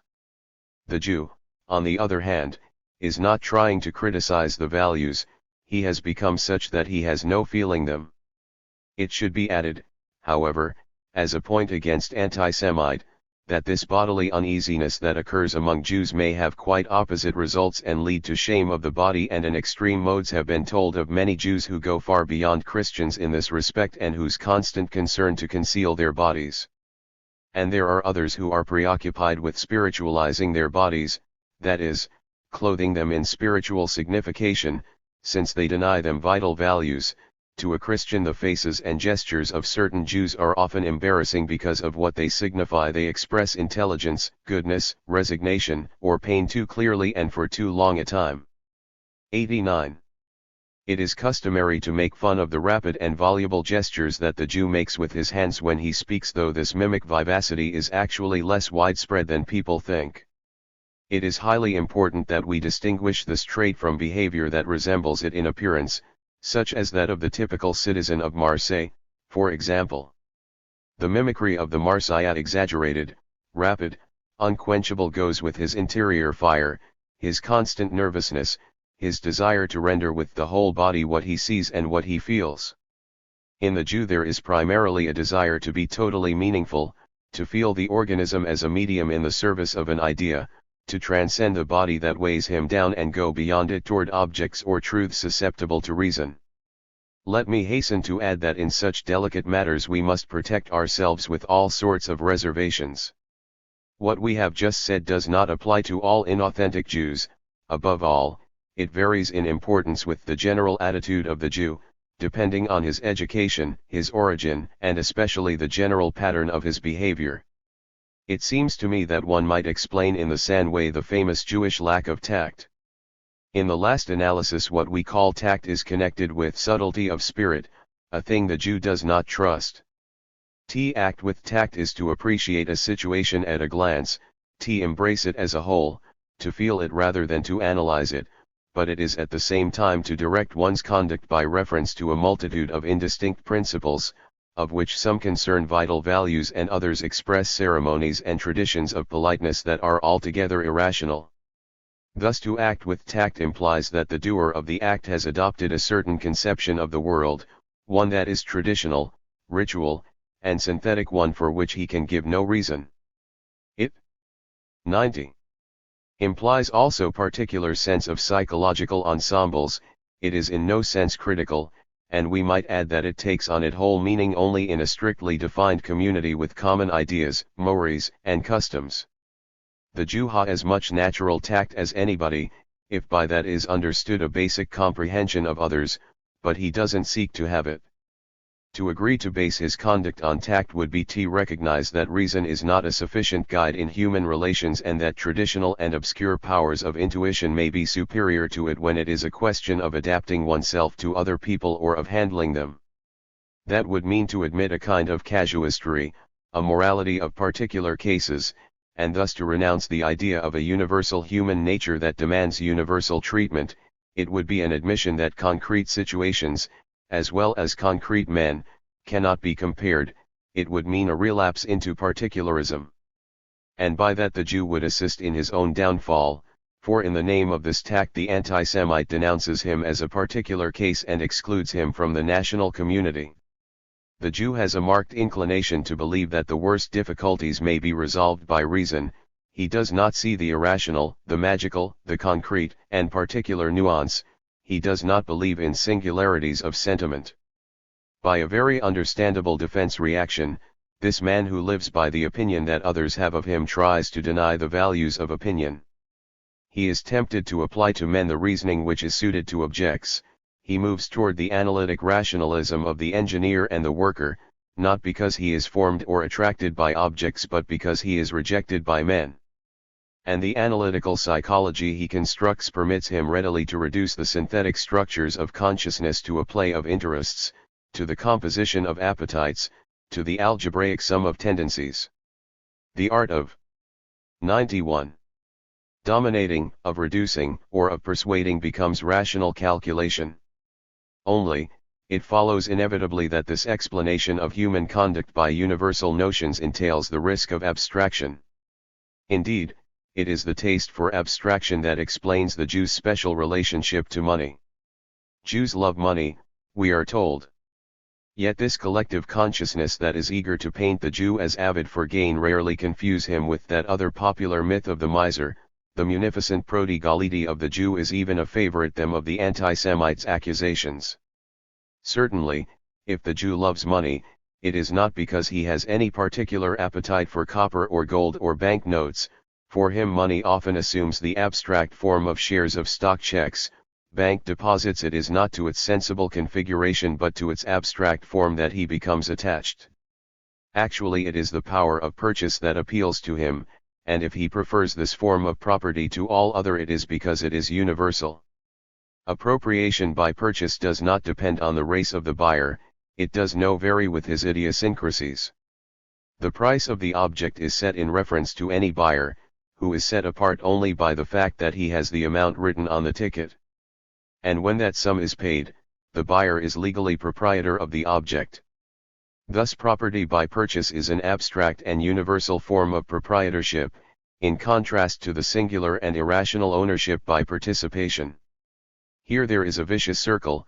The richer a Jew is, the greater the tendency of the traditionalist anti-Semite to insist that true property is not legal property but an adaptation of body and spirit to the object possessed. In this way, as we have seen, the poor man recovers the soil and the spiritual goods of France. Anti-Semitic literature abounds in proud replies addressed to Jews by virtuous 92. Orphans and ruined old nobles, the substance of which is that honor, love, virtue, taste, etc., are not to be bought. But the more the anti-Semite insists on this sort of possession which aims to exclude the Jews from the community, the more the Jew will be tempted to affirm that the sole form of property is legal property gained through purchase. In opposition to that magical possession that is refused him and which deprives him even of the objects he has bought, he becomes attached to money as the legitimate power of appropriation by the universal and anonymous man he seeks to be. If he insists on the power of money, it is to defend his rights as a consumer in a community that contests them, and it is at the same time to rationalize the bond of possessor to object possessed in order to bring property into the framework of a rational conception of the universe. In effect, purchase, as a rational commercial act, legitimizes proper, which becomes in these terms simply a right of use. The same time, the value of the object, instead of appearing as some mystic mana accessible only to the initiate, becomes identified with its price, which is published and can be immediately known by anybody. Thus we see all the background for the Jews' alleged taste for money. If money defines value, then value universal and rational, it does not emanate from obscure social sources, it is accessible to all. The Jew cannot then be excluded from society, he becomes a part of it as anonymous purchaser and as consumer. Money is a factor of integration. To the fine formulas of the anti-Semite, money can't do everything, the are things money can't buy, the Jew replies sometimes by affirming the absolute power of money: anybody can be bought, if you can just find his price. This not cynicism or baseness, it is merely a counterattack. The Jew would like to persuade. 93. The anti-Semite that irrational values are a pure appearance and there no one who is not ready to turn them in for cash. And if the anti-Semite lets himself be bought, there is the proof that at heart he also prefers legal appropriation by purchase to mystical appropriation by participation. At one stroke the Jew becomes anonymous, B is no more than a universal man who is defined solely by his power to buy. Thus are explained at one and the same time the Jew's eagerness for gain and his very real generosity. His love of money merely indicates his deliberate decision to consider valid only the rational, universal, and abstract ties that men have with things. The Jew is a utilitarian because opinion refuses him all enjoyment of things except use. At the same time he wishes to acquire through money the social rights that are refused him as an individual. He is not shocked at being loved for his money, the respect and adulation riches procure for him go to the anonymous being who possesses such a power of purchase. It is precisely this anonymity he seeks, for, paradoxically, he wishes to be rich in order to escape notice. These comments should permit us to see the principal traits of Jewish sensibility. It is, one suspects, deeply marked by the choice the Jew makes of himself and how he understands his situation. But we do not intend to draw a portrait here. We shall only recall the long patience of the Jew and his expectation of persecution, that presentiment of catastrophe which he seeks to hide from himself during happy years but which bursts out suddenly in prophetic vision as soon as the skies darken. We shall emphasize the particular form of his humanism, that will to universal brotherhood which collides with the most obstinate of particularisms, and the bizarre mixture of love, hate. 94. Admiration and distrust that he feels toward those men who wish to have nothing to do with him. Do not believe that if you go up to him with your arms outspread, he will give you his confidence. He has learned to detect anti-Semitism under the most noisy protestations of liberalism. He is as distrustful of Christians as workers are of those young members of middle class who have a love for the people. His utilitarian psychology leads him to look for self-interest, calculation, and the pretense of tolerance behind the manifestations of sympathy that some people lavish on him. And he is rarely mistaken. Yet he seeks eagerly for these very manifestations. He loves the horrors that he mistrusts. He wants to be on the other side of the social barrier with the others. Among the other he caresses the impossible dream of being sudden rescued from universal suspicion by real affection, evident proofs of goodwill. We must understand this world of extremes, this humanity cut in two, we must see that every Jewish sentiment has a different quality depending on whether it addressed to a Christian or a Jew. The love of a Jew for a Jewess is not of the same nature as the love he may feel for an Aryan woman. There is a basic doubling of Jewish sensibility concealed beneath the exterior of a universal humanism. Finally, we should note the disarming freshness and the uncultivated spontaneity of Jewish feelings. Completely given over to rationalizing the world, the inauthentic Israelite can no doubt analyze his affections, but he cannot cultivate them. It is possible for him to be Proust, but not Bars. This is because the culture of sensibility and of the self presupposes a profound traditionalism, a taste for the particular and the irrational, a recourse to empirical. 95. Methods, the tranquil enjoyment of deserved privileges, all these the principles of an aristocratic sensibility. A Christian will derive from this the tendency to treat himself like a luxurious plant, or like those barrels of good wine that are sent to the Indies only to be brought back at once to France, so that the sea air may penetrate them and give the wine an unparalleled savor. The culture of the ego is entirely magical and participationist, yet the continual turning of attention toward oneself does in the end bear some fruit.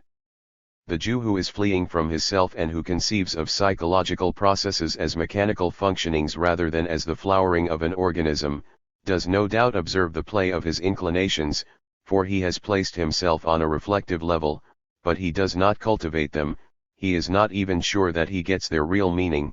Introspective analysis is not the best instrument for psychological inquiry, thus the rationalist is constantly overwhelmed by a fresh and powerful mass of passions and emotions. He joins crude sensibility to the refinements of intellectual culture.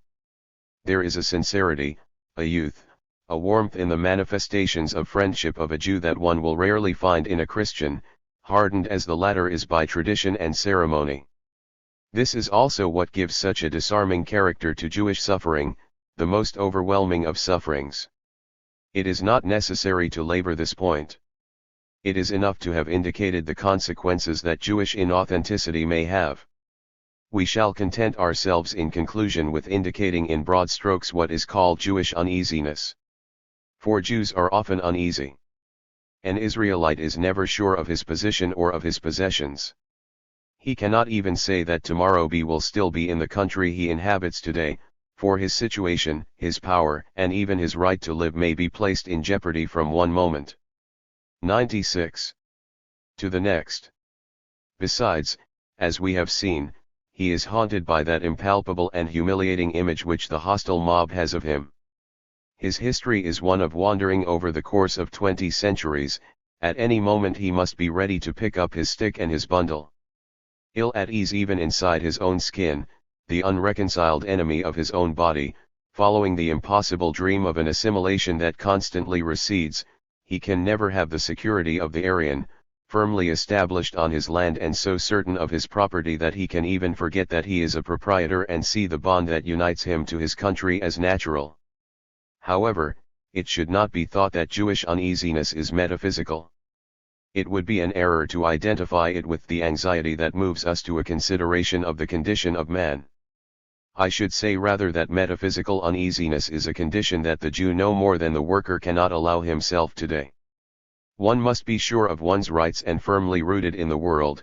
One must be free of the fears that each day assail oppressed minorities or classes, before one dare raise questions about the place of man in the world and his ultimate destiny. In a word, metaphysics is the special privilege of the Aryan governing classes. Let no one see in this an attempt to discredit metaphysics. When men are liberated, it will become again an essential concern of mankind. The disquietude of the Jew is not metaphysical, it is social.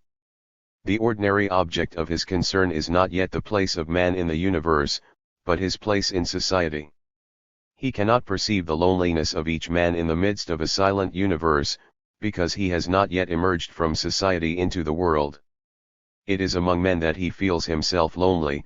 The racial problem limits his horizon. Nor is his uneasiness of 97. The kind that seeks perpetuation. He takes no pleasure in it, he seeks reassurance. It has been called to my attention that there have been no Jewish surrealists in France.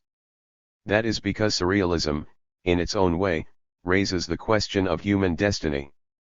Its destructive activities and the great fanfare raised over them were the luxurious games of young members of the middle class completely at ease in a victorious country that belonged to them. The Jew does not dream of destroying, or of considering the condition of man in its nudity. He is the social man par excellence, because his torment is social. It is society, not the decree of God, that has made him a Jew and brought the Jewish problem into being. As he is forced to make his choices entirely within the perspective set by this problem, it is in and through the social that he chooses even his own existence. His constructive effort to integrate himself in the national community is social. Social is the effort he makes to think of himself, that is, to situate himself. Among other men his joys and sorrows are social, but all this is because the curse that rests upon him is social. If in consequence he is reproached for his metaphysical inauthenticity, attention is called to the fact that his constant uneasiness is accompanied by a radical positivism. Let us not forget that these reproaches return upon those who make them. The Jew is social because the anti-Semite has made him so. Such, then, is this haunted man, condemned to make his choice of himself on the basis of false problems and in a false situation, deprived of the metaphysical sense by the hostility of the society that surrounds him, driven to a rationalism of despair. His life is nothing but a long flight from others and from himself. He has been alienated even from his own body, his emotional life has been cut in two. 98.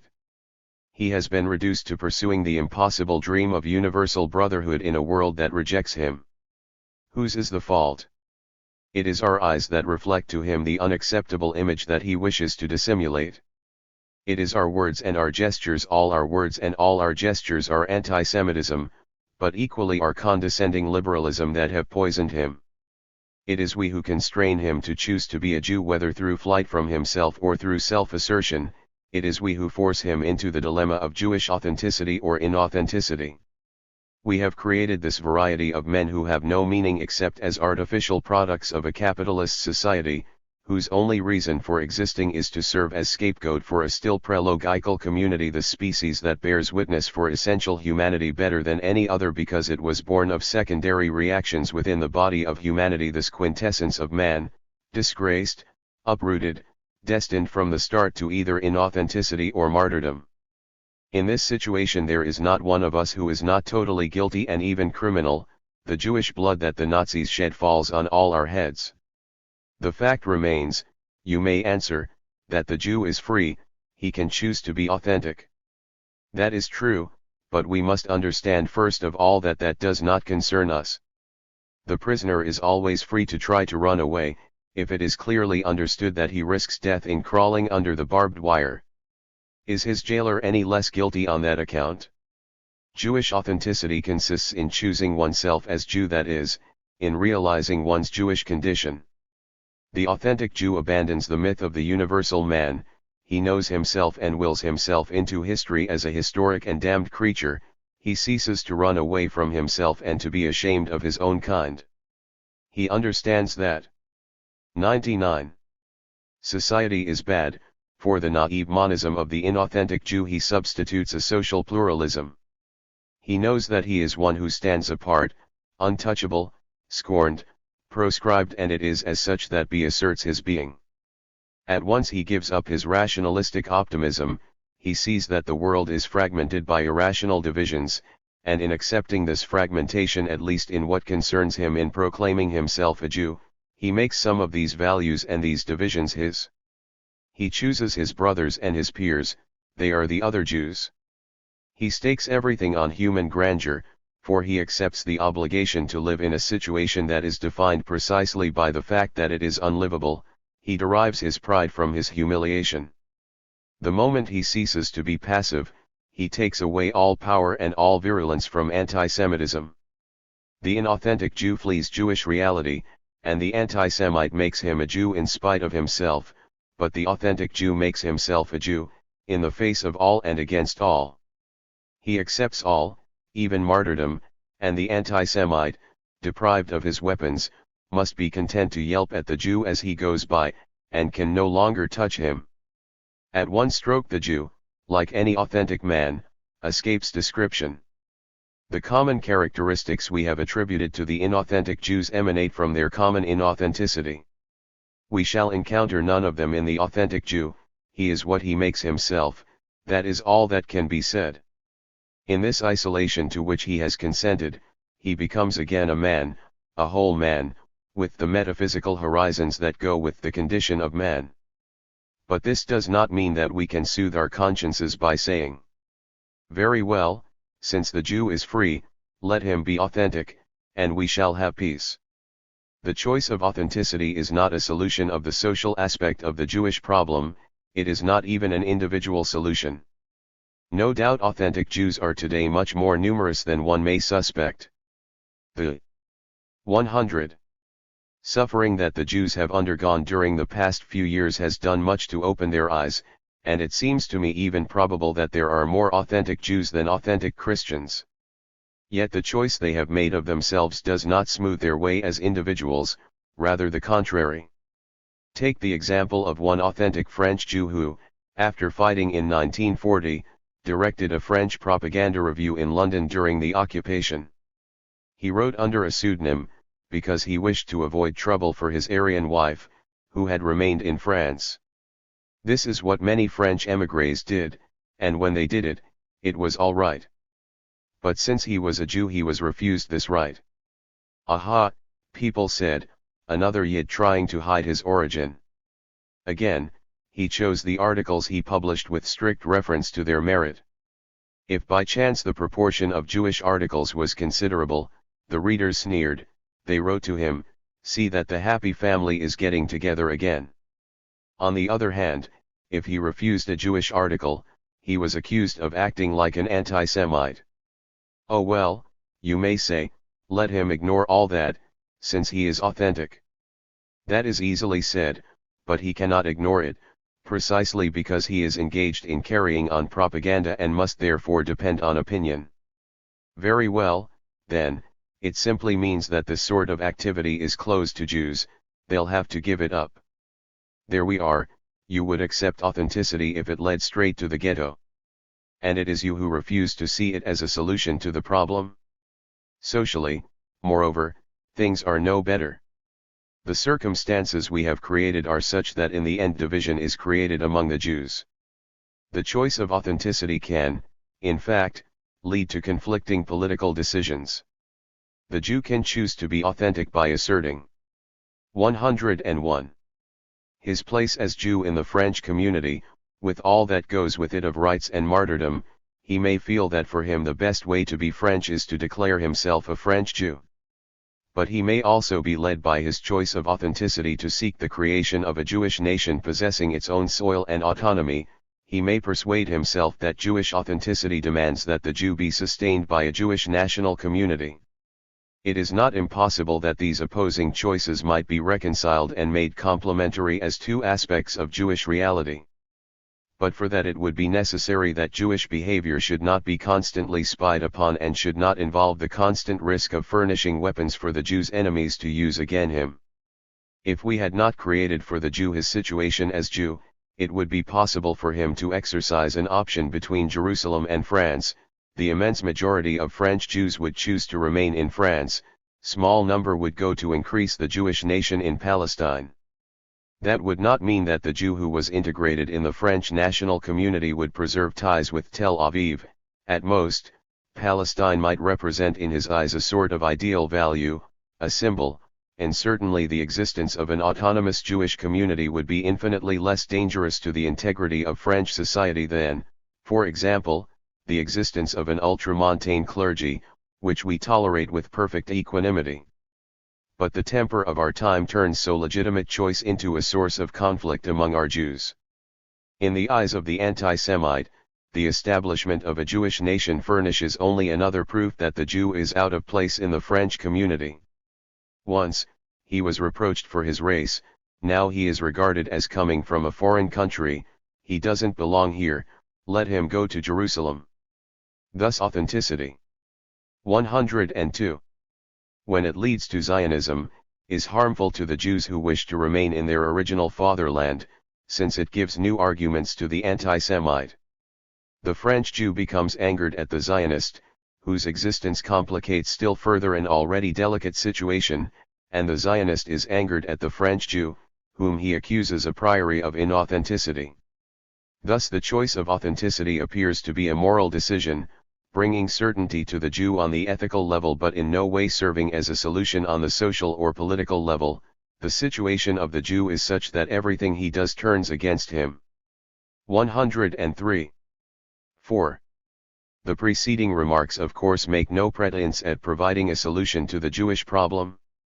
But perhaps they do give us a basis for stating the conditions on which a solution might be envisaged. In effect, we have just seen that, contrary to a widespread opinion, it is not the Jewish character that provokes anti-Semitism but, rather, that it is the anti-Semite who creates the Jew. The primary phenomenon, therefore, is anti-Semitism, a regressive social force and a conception deriving from the pre-logical world. With the problem thus stated, what are we to do about it? Clearly, the solution of the problem involves a definition both of the goal to be attained and of the means for its attainment.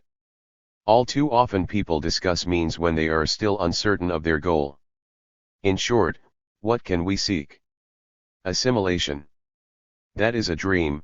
The true opponent of assimilation is not the Jew but the anti-Semite, as we have already demonstrated. Since his emancipation, that is, for about a century and a half, the Jew has tried to gain acceptance in a society that rejects him. It is pointless to him to hasten this integration, which always recedes before him. So long as there is anti-Semitism, assimilation cannot be realized. 104. It is true that some people advocate the employing of drastic means. There are even Jews who suggest all Jews be forced to change their names. But this measure would be inadequate. It would be necessary to supplement it with a policy of mixed marriages and rigorous interdiction against Jewish religious practices, in particular, circumcision. I say quite simply, measures would be inhumane. Possibly Napoleon might have thought of such measures, but what Napoleon sought was precisely the sacrifice of the people to the community. No democracy can seek the integration of the Jews at such a cost. Moreover, such a procedure could be advocated by inauthentic Jews who are a prey to a crisis of anti-Semitism. It aims at nothing less than the liquidation of the Jewish race. It represents an extreme form of tendency we have noticed in the Democrat, a tend purely and simply to suppress the Jew for the sake of the man. But the man does not exist. There are Jews, Protestants, Catholics, there are Frenchmen, Englishmen, Germans, there are whites, blacks, yellows. In short, these drastic measures of coercion would mean the annihilation of a spiritual community, founded on custom and affection, to the advantage of the national community. Most conscious Jews would refuse assimilation if it were presented to them under this aspect. Certainly they wish to integrate themselves in the nation, but as Jews, and who would dare to reproach them for that? We have forced them to think of themselves as Jews. We have made them conscious of their solidarity with other Jews. Should we be astonished that they now reject a policy that would destroy Israel? It is idle to object that they form a nation within a nation. We have attempted to show that the Jewish community is neither national nor international, neither religious, nor 105. Ethnic, nor political. It is a quasi-historical community. What makes the Jew is his concrete situation. What unites him to other Jews is the identity of their situations. This quasi-historical body should not be considered a foreign element in society.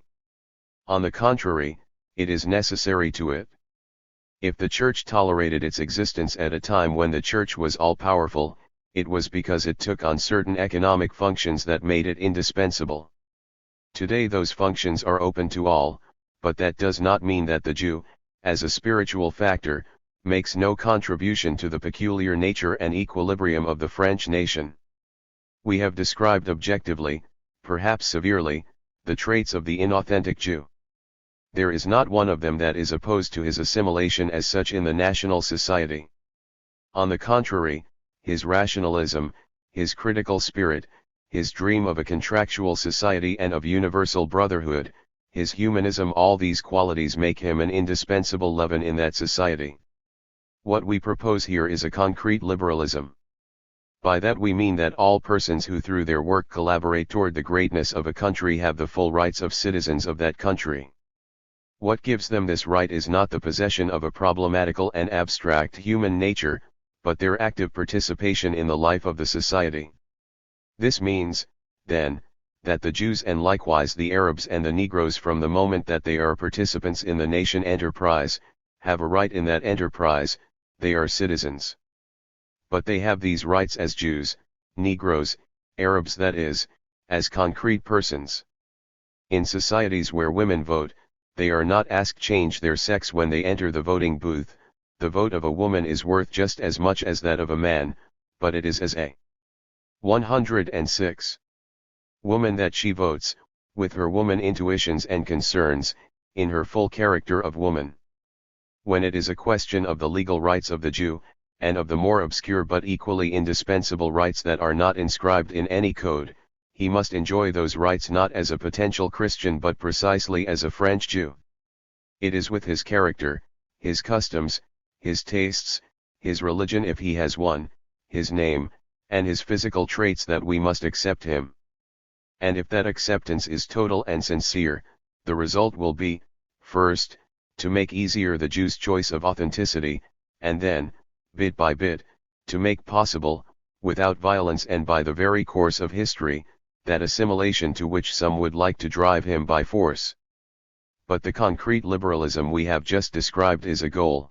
It is in danger of becoming no more than a mere ideal if we do not determine upon the means to attain it. As we have shown, it cannot be a matter of acting on the Jew. The Jewish problem is born of anti-Semitism, thus it is anti-Semitism that we must suppress in order to resolve the problem. The question therefore comes back to this: what shall we do about anti-Semitism? Ordinary procedures, particularly propaganda and education, are by no means without importance. It is to be hoped that the child in school will receive an education that will permit him to avoid errors of passion, but the results of such education may have only an individual reference. Likewise, we should not be afraid to prohibit by basic law statements and acts that tend to bring discredit upon any category of Frenchmen. But let us have no illusions about the effectiveness of these measures.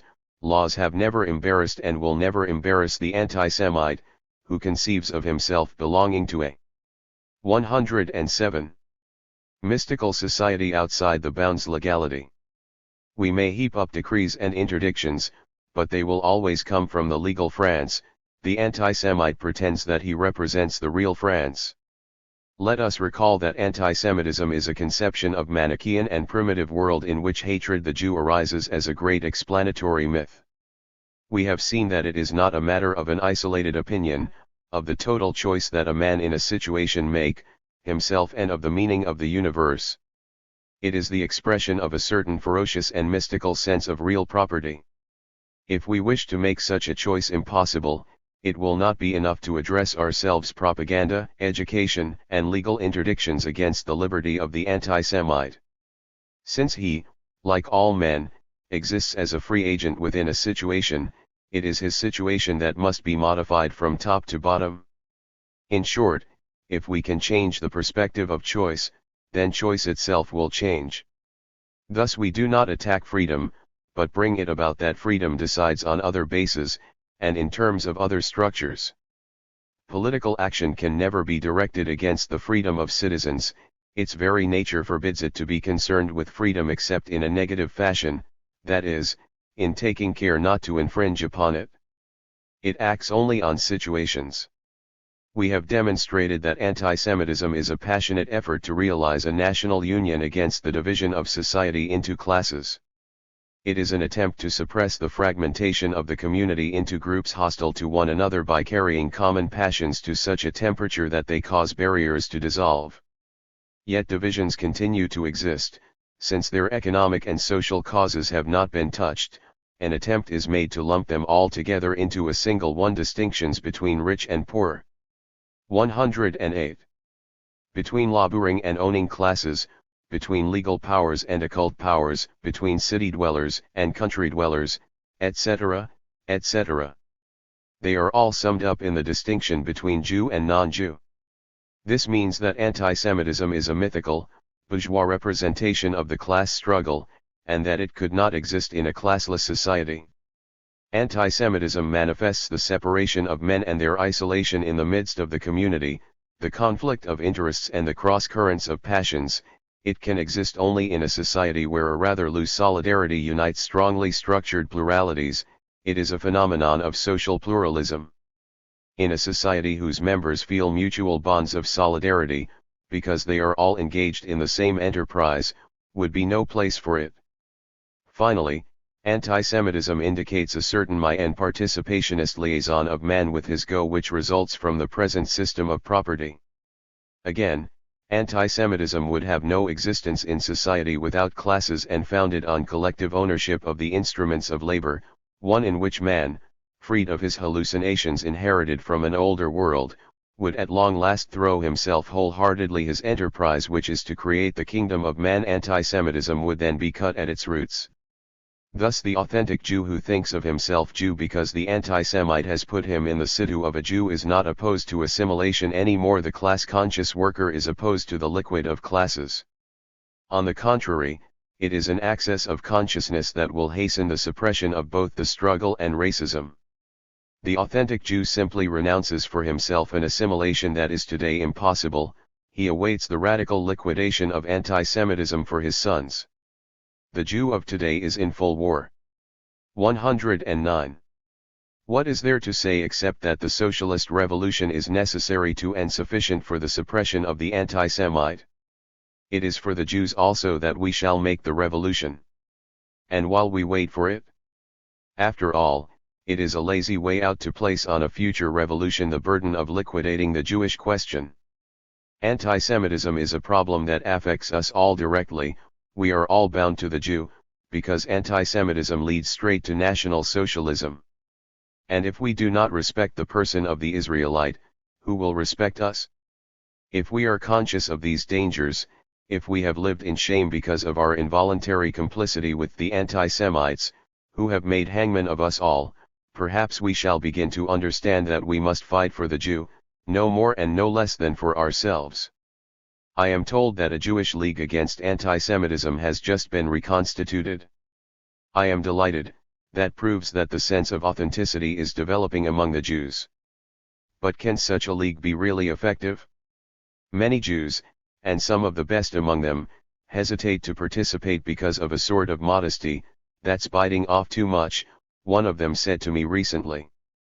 And he added, rather clumsily but with undoubted sincerity and modesty, anti-Semitism and persecution are not important. It is easy enough to understand this repugnance. But we who are not Jews, should we share it? Richard Wright, the Negro writer, said recently, there is no Negro problem in the United States, there is white problem. In the same way, we must say that anti-Semitism is not a Jewish problem, it is our problem. Since we are not guilty and yet run the risk of being its victims, yes, we must be very blind indeed not to see that it is our concern in the 110. Highest degree is not up to the Jews first of all to form a militant against anti-Semitism, it is up to us. It is evident that such a league will not end the problem.